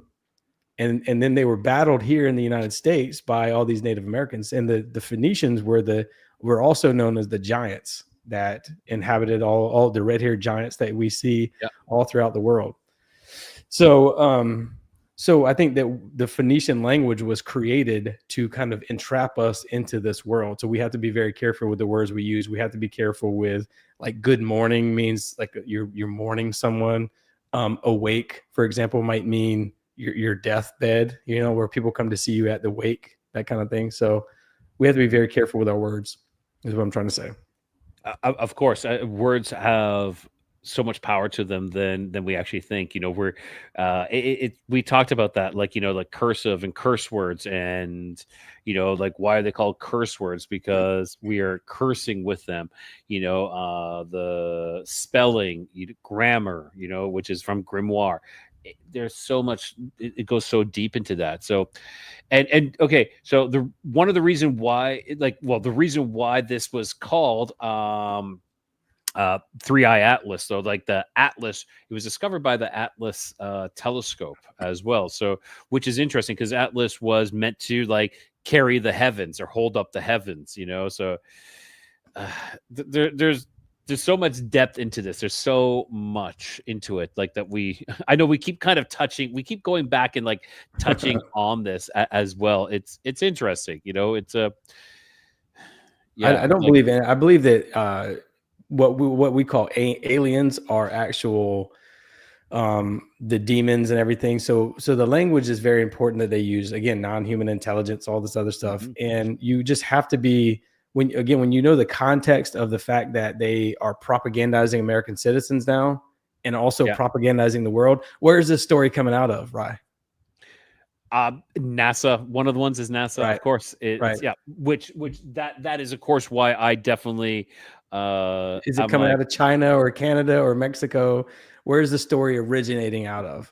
And if it's coming out of the United States, it's propaganda almost always. So we have to understand that they are trying to, anytime, especially in America, anytime there's some big fear thing, so we're going to lose more freedoms, because we have to give it to them, right? Yeah. They can't just freely. They can't take it, right? And too many people do. Too many people give up their freedoms in lieu of a false sense of security, because it's like, I'm scared of something that there's no reason to be afraid of, But it's our free will.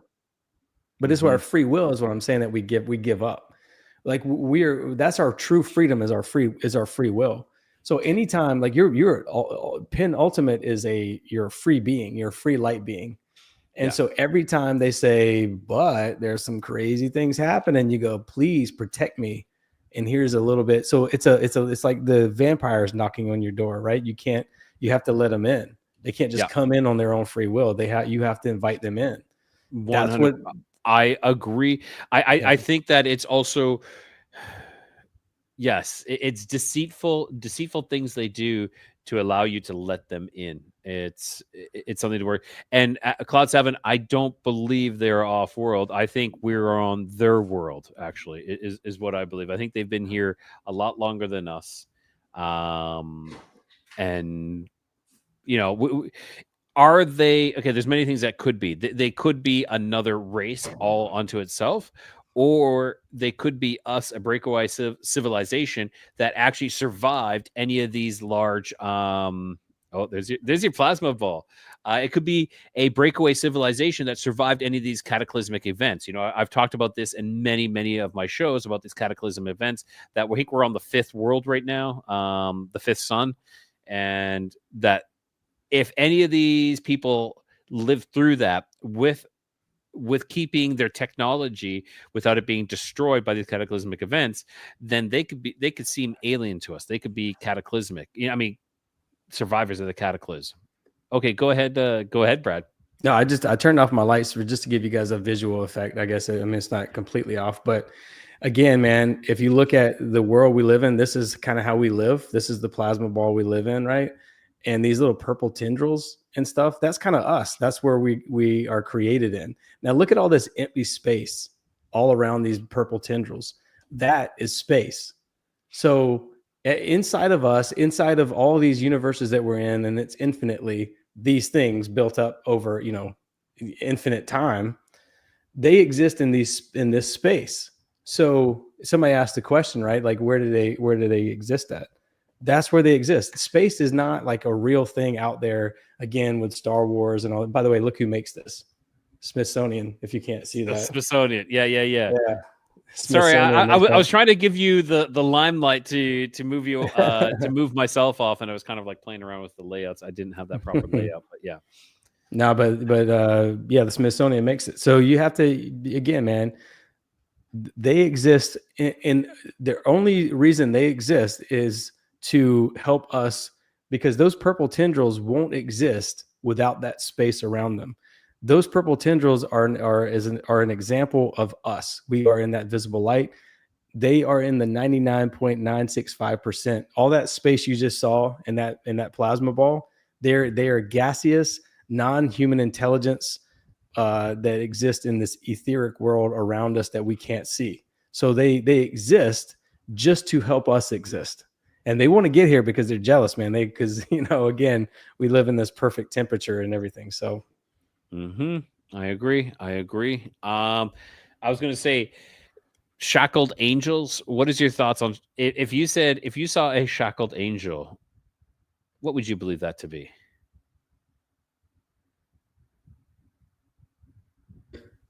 Are you talking to me? Yeah. I thought you were talking to somebody in the comments. I'm sorry. No. I thought you were talking like asking shackled angel in the comments. Jess was talking about a shackled angel, and so I'm asking you what, like, my personal thought. If there's a shackled angel, that's one of the fallen. That's one of the fallen who are. Weren't they imprisoned under the river? And crap. And the river, once the river dries up, then they will be released. Yeah, the Euphrates or somewhere like that. Euphrates, right? Thank you. Yeah. Yes. Yeah. Well, the devil was cast into the abyss and chained by an angel. The angel is basically holding him down for, I don't know, I think it was during the millennial reign of Christ, which is 1,000 years or something like that. Then he's going to be released for a short period of time, which is the little season. I could be completely wrong about all that, but I'm not completely. There's people out there like JT follows JC and even Topher Gardner and also Ed Mabry. They are experts in all this stuff. They can tell you a lot about that. But going back to the plasma stuff, man, if like we exist in this plasma and everything that's around us right now, we can't see it, but there's plasma all around us of this dispersed energy. So when you look up in the sun, or when you look up at the sky and you see all that blue is a noble gas that's being burned off, right? It's being electrified. So that's plasma. That's what you're seeing. You're seeing gas that's being that's basically plasma. So there's these X points in these cracks, if you will, in the firmament, and energy from the sun. So yeah, elusive moon is a little bit right with that. The plasma has kind of come from the sun. It's just electromagnetic energy that's flowing towards Earth. It interacts with our magnetic field, and some of them slip through the cracks in these X points. And that energy hits the Earth, like I said, and kind of spins up and comes out. So what happens with that is there's this complex plasma. They exist in the form of energy, right? Yeah. And then they kind of electrify together, if you will, is the best way to put it, and become what's called a complex plasma. That complex plasma is like a blob. It's like the Jeremy Corbell video where the the jellyfish UAP. That's what that is. You can only see it on infrared and stuff like that because they exist in a world that we can't see. So this blob of plasma flies around until it finds a magnetic field. Once it interacts with that magnetic field, the funny thing is, Rye, is that it shoots off at an angle. It doesn't come in at like any kind of flowing. It always comes in at an angle, and it always comes in as a toroid or a halo, like a glowing halo. Now I have a buddy named Ryan here in the town I live in. We became friends since I was on the confessionals, and he's had these very halo portals flying over his yard. He has like a little farm with horses and stuff, and he sees them all the time. They come in through these like little portals. And so that's where I think the halo comes from, and that's where I think the word angel comes from, is it because they come in at an angle, if that makes any sense. Okay. Interesting. Yeah. They always come in at a 90-degree angle every time. Now there was a guy named Winston Bostic, for those who want to know more, who studied all this back in the 50s. And then the government was like, hey, what are you doing? Like you're telling everybody all of our secrets. And so they basically gave him a big contract, and nothing was heard of Winston Bostic for the next 40 years, right? Until he died.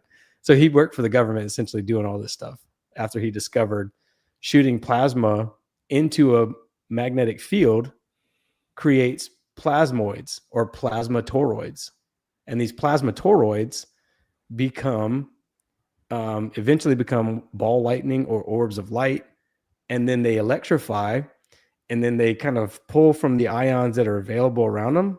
That's why like Yeti looks white, and Bigfoot looks all hairy and stinky and stuff because they're pulling from dead ions, like putrefied remains of dead animals.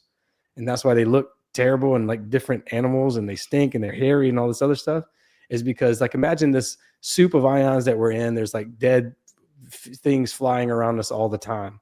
Well, these things can latch onto those very minuscule organisms, and then they become these greater things. Now, if you look at like platonic solids and all this, I know I'm kind of getting deep with it, but like platonic solids, what are platonic solids? They're pyramids, cubes, all this other stuff and so these complex plasmas attach themselves to platonic solids of dust. So let's say if they attach themselves to a cube, they come into our reality at their core is a cube. So what do we always see when we see orbs? There's a cube in the middle and there's a light glowing around it and all this other stuff. So they attach themselves to platonic solids. That's why they look like pyramids sometimes. That's why they look like all these, dodecahedrons and all these other different crazy shapes. And by the way, those correspond with the elements, the 5 elements. The platonic solids do. Cubes correspond to earth or matter. So interesting. Wow. Yeah. Dude, you go so deep on this. It's like sometimes I'm like, I'm lost. I'm gonna nod my head and say, yep, yeah, I got you. But it's great. Like some of the stuff I'm like, okay, yeah. But man, you are a wealth of information and knowledge. It's fantastic. Well, I'm also learning some of the stuff from some of the guests that come on my show. So a lot of this stuff is my own ideas, but like I just mentioned with the cubes, that's Topher Gardner. And again, I'm posting that episode tomorrow. So Bigfoots may also have glands with a purposeful spray. I don't understand that, John. Purposeful spray. John, you got to expand on that. I don't understand. And Saturn's energy is a cube. Yep. Exactly. And not just kind of spoil anything. I'll just let the episode come out. But there's a relationship to the tesseract and the cross. The cube is. So, material is cube. The cross is eternity, right? So it's ethereal. And there's again, Topher talks about this. So I don't want to steal his thunder on the show, but it's pretty interesting. It's pretty wild. Like it blew my mind. So see, and that's what I say. When we have our guests on, they are experts in their own fields, and it's great to be able to listen to them because it's for us. It's like studying. This is our research. Sometimes listening to these people, and you just keep gaining more and more knowledge and wisdom as you go along. You're like, okay, and you just keep compiling your own wealth, your own codex of curiosity, so to speak, and you'll be able to learn a lot more, and it's like to increase that wealth of knowledge. Yeah, it's very fascinating. I don't know. I think we're getting a little late here. Are you still good, Brad? I know for you it's late. It's up to you, but it's your show. I know. It's just we're on this topic, and I just want to see if there's anything else. Is there anything else we want to hit on? Jess, I'm going to tell Jess, hit up Brad on Instagram. You can find him at what are you on Instagram? The Awaken Podcast on Instagram? It's just the Awaken Pod on Instagram now. Yeah. Oh, there we go. That's fantastic. I'm trying to think. Any way you want to email me through the website if you want. There we go. Check out Brad's website, www.theawakenpodcast.com. Yep. Or is it the Awaken Pod?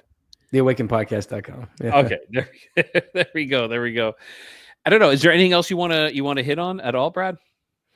I mean, no, I kind of look at things how with like the Truman Show, like the movie, The Truman Show. It's funny because there's a lot about that movie. It's a really good movie, obviously, but there's a lot about that movie that kind of rings true to me. It's like if you look at when Truman goes to the travel agent and he's wanting to leave, he's like, I got to get out of this place. Give me a ticket somewhere. And then all over the walls, all the posters have a plane getting struck by lightning or a train being derailed and all this other stuff. I think that's what that is. Everything is designed to scare us into giving up more freedoms, like I mentioned earlier. That's the only way to get anything. There's this thing. In the Air Force, I was a photographer, and I was a photographer under the public relations umbrella. And so I have a public relations background. I actually went to school for marketing as well. So I know all about these hidden messages and all this other stuff that I'm talking about. And there's this thing in government, especially in the US government, called trial ballooning. And if you don't know what trial ballooning is, it's basically they send out they leak a news story that we're going to have legislation on X, right? Whatever that is. What, it could be abortions or guns or whatever. They say we're going to have legislation on it. They leak it out to the press, and usually there's a reaction from the American people. They're like, no, we don't want these things, or we do want these things, or whatever. And what they're doing is they're trying to get us to consent to something before they actually do it. So they have to do it every single time they write legislation, because if not, then we're in. And why do you think they tie all these bills in with each other? They put all this pork in these bills and stuff, because if they get us to buy into one part of it, that's all they need. And so they put all this other junk, all this other pork in the bill. So anyways, it's called trial ballooning. It's the idea of like, you just get somebody to react to it and see what the general collective consciousness feels about it. And that's why things don't get, because it was like with COVID, for example, everybody believed it. Everybody bought into it, right? Because they started talking about it on the news, and back in 2019 a little bit. I remember seeing it on the news. I remember Tucker Carlson specifically saying it. And there's people coming from China and all this other stuff, and they got diseases. This was like in December. Yeah. This was in December of 2019. And then a couple months later, everybody started believing that there's this virus. Now, I'm not saying it's real or not. My theory on it is that they got us to believe that it's real. Like the egregore was created, and eventually people went, I don't buy this egregore anymore. I don't believe it anymore. I don't want it anymore. And then what happened? Then it started reversing, and everybody was like, we never said that. We never did this. We never forced you to do that. We never tried to take your passports and access your bank accounts and all this other stuff. So they had to reverse course on it, because the collective consciousness said, we don't believe it. We don't like it. We don't want it. It's garbage. It's a lie, etc. Yeah. And then it started, and now we're not even really talking about it at all. So exactly. And so, and we're talking about like us believing things and seeing how we feel on things. And earlier we're talking about powerful words, right? You're talking about power in words. I want you guys to think about something. When did this happen? I can't breathe. Okay. Who were chanting this? Oh, what during what time were people chanting I can't breathe? I want everybody to, put those two together. We were chanting I can't breathe. We were manifesting this I can't breathe. Like, do you think that happened on purpose? Oh, I definitely do. I was listening to Tinfoil Hats recently with I forget her name. What's right? Yeah. Miriam Hanine, I can't remember her last name. Yeah, it was a little difficult to listen to that episode because she was a little like scattered a little bit, but it was very interesting to see that it very much could have been staged. Her and Sean Hibbler made a movie about this. Really? Yeah, they made a whole movie about the George Floyd thing. So yeah, it doesn't surprise me for you to say that, because about the chanting something. You chant it over and over again, and it becomes ritualistic. It becomes in your mind like, yes, we must do this. And it's so like when the worst thing in the world to the powers that be, to the negative entities that are running this world, in my mind, is the most dangerous people to them are free thinkers, people who just don't believe anything. The first thing that I just, you can open up any single article you want on New York Times or Washington Post or anything, and I can sit there and I can critically analyze the whole thing, because it'll say sources say, or it'll say an official says. It never names this person or that person, so they can literally write whatever they want to write, because they never have to name anybody. And there's like headlines are misleading because they know people aren't going to read the article. So all they need to do is put it in the headline, and then it releases that karma when they write about it in the article, because they're telling you the truth in the article, but they didn't put it in the headline. And then they try to it's a whole ritual magic thing that they're doing. They're casting spells. You have to learn to, like, anything you hear or see is. And I still I still get caught up in them too. Every now and then, you know, I had to actually change my algorithm on my YouTube because I was kind of flowing in one direction and I was just keep on being fed this stuff. And I'm like, okay, no, I need to step back and just walk away from that a little bit. Because yeah, I agree.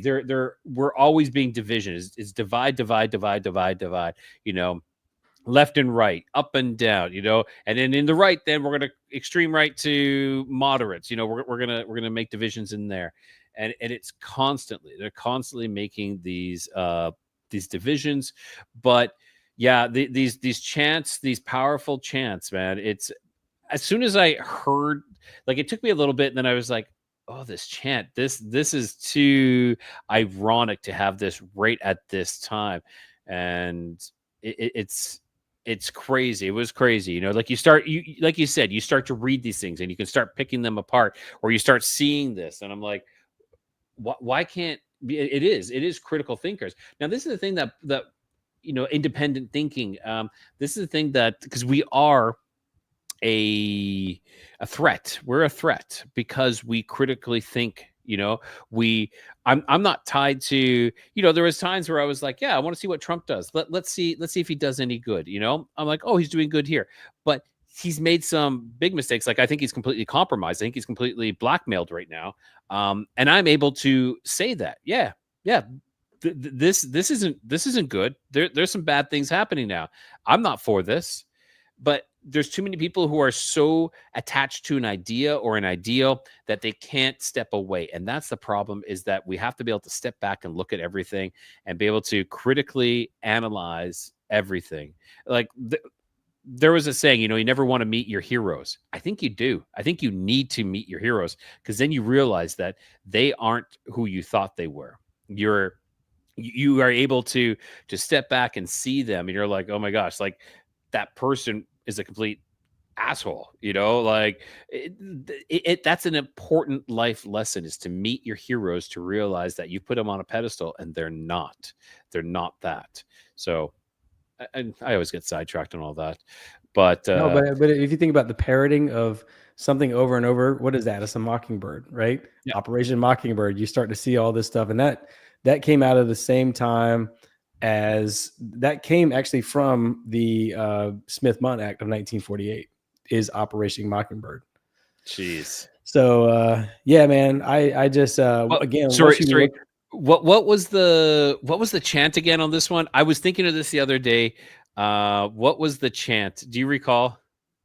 It was like playing towers, yeah, something like that. I can't remember. I can't remember what it was. If you can, whoever can find that out, please put that up. I want to put that up again, because it was chanting again. It was crazy chants that. Oh, here we go. Birds fly. What's the next one? Birds fly, tower hit or something. Yeah. Well, there's a lot of movies that were being made. I can't remember the movie exactly, but I did an episode with Real Conspiracies, and we talked about it a little bit. There was a movie made. Man, what was it called?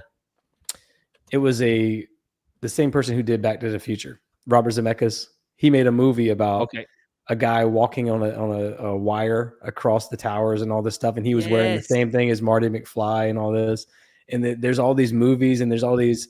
You know, there's all this symbolism in all these movies that are alluding to the fact that the towers are going to come down. It's really interesting. The Marty McFly, the scene where the dad is upside down, George McFly is upside down, and it looks like the towers are coming down and all this other stuff. So it looks like there was a lot of predicting this stuff, you know, back in the 80s and all this other stuff. Like they knew what was going to happen. So yeah, exactly. There was. Okay, so I'm just asking, anybody else out there? I don't know if anybody else have the chant that went on? If anybody can find that out, that'd be fantastic. I'm going to put that on. But yes, I recall that. And yeah, the 9/11 McFly thing was pretty crazy as well, you know, with him being upside down and seeing all that. It's a little strange. But Brad, we're hitting the 2-hour mark. I'm kind of getting a little tired here. Let's just, I think we wrap this up. Is there anything else we want to go over, or No, I don't think so, man. I think that's probably a good way to end it. We've kind of covered a lot of stuff, but I do want to say one more thing about the reverse osmosis stuff. Yeah. All you got to do is pray to water. Pray to the water, and it clears out all the impurities, and it resets it back to the way it's actually supposed to be. You can pray over anything, and it heals it. It gets rid of the impurities and things like that. So I don't think we necessarily need a new reverse osmosis or a whole home water filtration system or anything. I think if you wanted to just pray over your water all the time, you could. And that's why we pray over food, because we're trying to bless the food with those heal out the impurities and stuff like that. So like if an animal was living in a negative environment, he was obviously shot or stabbed or whatever, or shot with a bow and arrow. You want to pray that out of them, because you don't want to eat an animal that had trauma, because you're eating that trauma. So I think that prayer, getting all this stuff out, is pretty important. Oh, here we go. Kite. Okay, I'm just gonna. Sorry, I'm gonna say this. Get ready. Word is okay. What sound? Kit. Yes. Kite. Hit. Steel. Plane. Must. Kite, hit, steel, plane, must. Yeah, I feel like you just hypnotized us. There we go. There we go. It's been great, man. Some crazy stuff. Is there anything you want to? Well, of course, your show. Everyone who's watching, go check out Brad, the Awaken Pod, and you're working on your YouTube channel now, right? You're putting more. You're putting more onto your YouTube channel now, right? I am. Yeah, for sure. I promise I got 5 or 6 episodes I'm going to be uploading probably tomorrow or maybe Monday if I get a chance. I also have a full-time job. I'm my own business. So like I'm trying to do as much as I can here, putting out content and all this other stuff.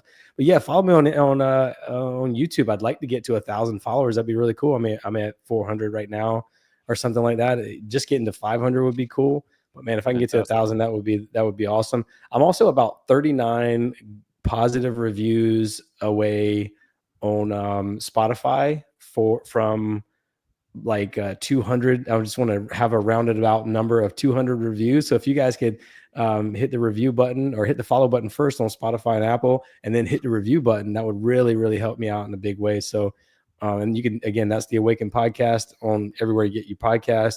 And if you have trouble finding it, just go to theawakenpodcast.com. There we go. And yeah, your Topher Gardner episode sounds pretty awesome.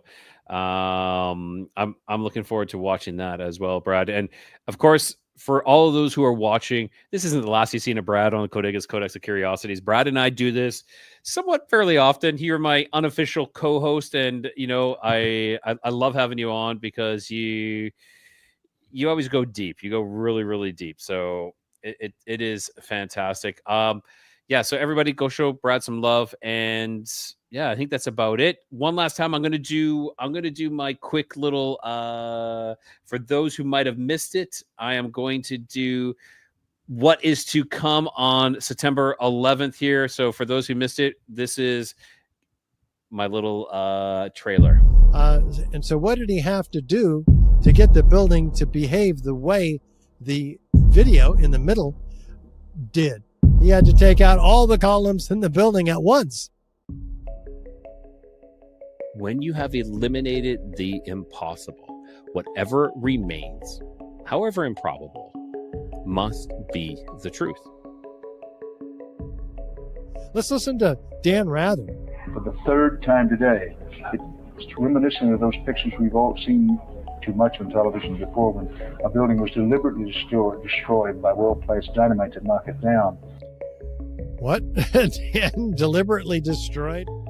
But as soon as they stepped inside, what stepped in behind them were these two people in black with black ski masks on and Uzis. And the Uzis were, hanging off their necks. And I don't know what they were or who they were, but the battalion chiefs started yelling at us, right? Ordering us to get out of this building. They're going to pull the building. Everybody out now. And they ordered us back out. if 100,000 tons, which is how much steel there was in each tower, is distributed outside the footprint of the tower, as you can see here, what's crushing the building?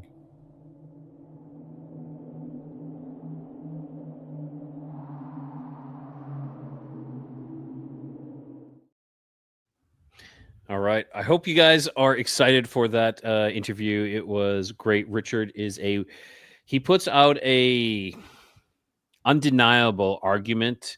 And like I said, when you remove everything, the impossibilities, even no matter how improbable, it has to be the truth. That is it. So it's great. We go in pretty deep, but there's still so many more questions, but at least we're starting to have some answers.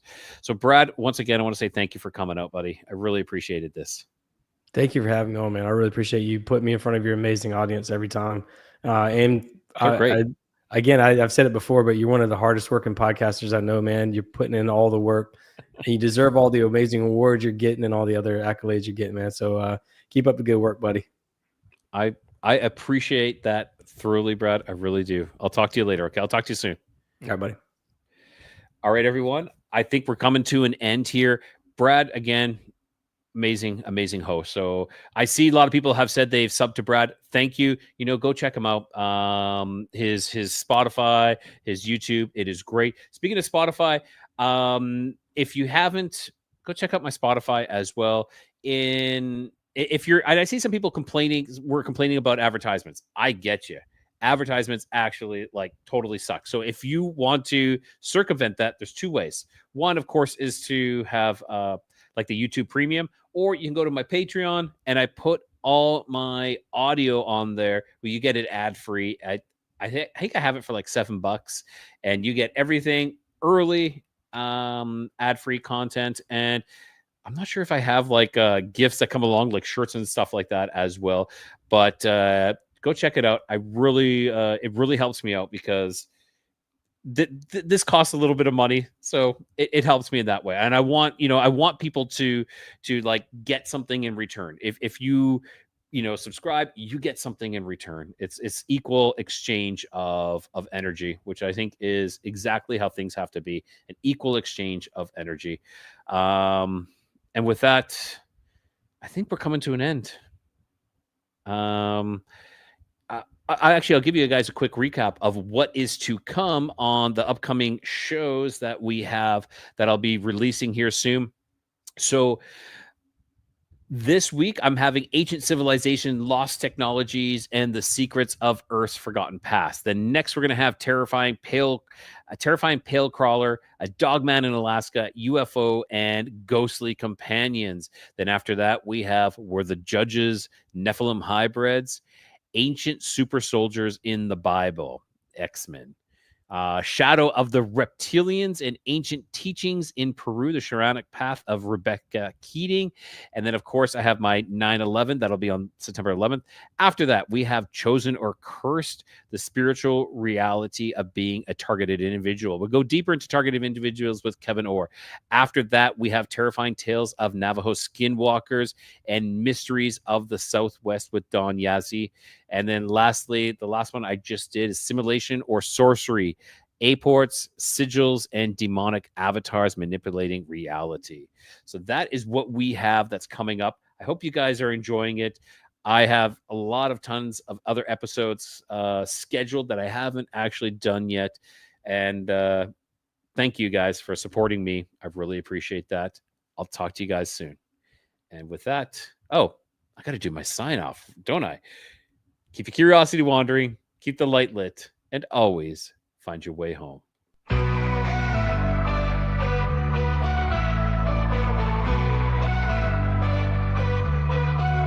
Beneath the stars where shadows grow, the Nephilim's echoes whisper low. Bigfoot roams through the forest deep, and Dogman prowls where the brave won't sleep. Across lost history we wonder why, seeking the truth that time tried to hide. Keep your curiosity wandering and the light lit, through the darkness don't ever quit.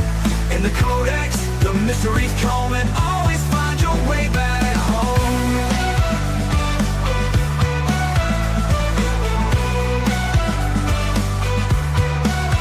UFOs streak through the velvet skies. Aliens watch with unblinking eyes. The paranormal hums where silence breaks. In the void of secrets, a lantern wakes. Through hidden realms and stories untold, the code gas flame is a light to hold. Keep your curiosities wandering and the light lit. Through the darkness, don't ever quit. In the codex, the mysteries come and always find your way back home.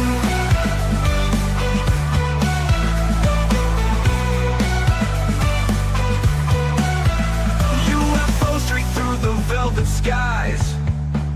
Aliens watch with unblinking eyes.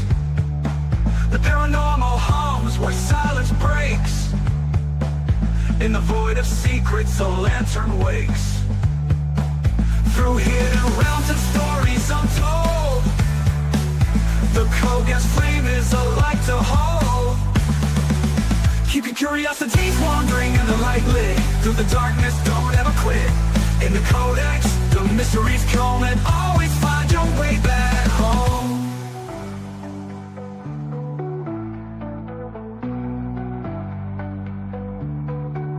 Legends rise from the Earth's deep core, a lost legacy we can't ignore. With every step, the veil grows thin, revealing worlds where the strange begins. Keep your curiosities wandering and the light lit. Through the darkness, don't ever quit. In the codex, the mysteries come and always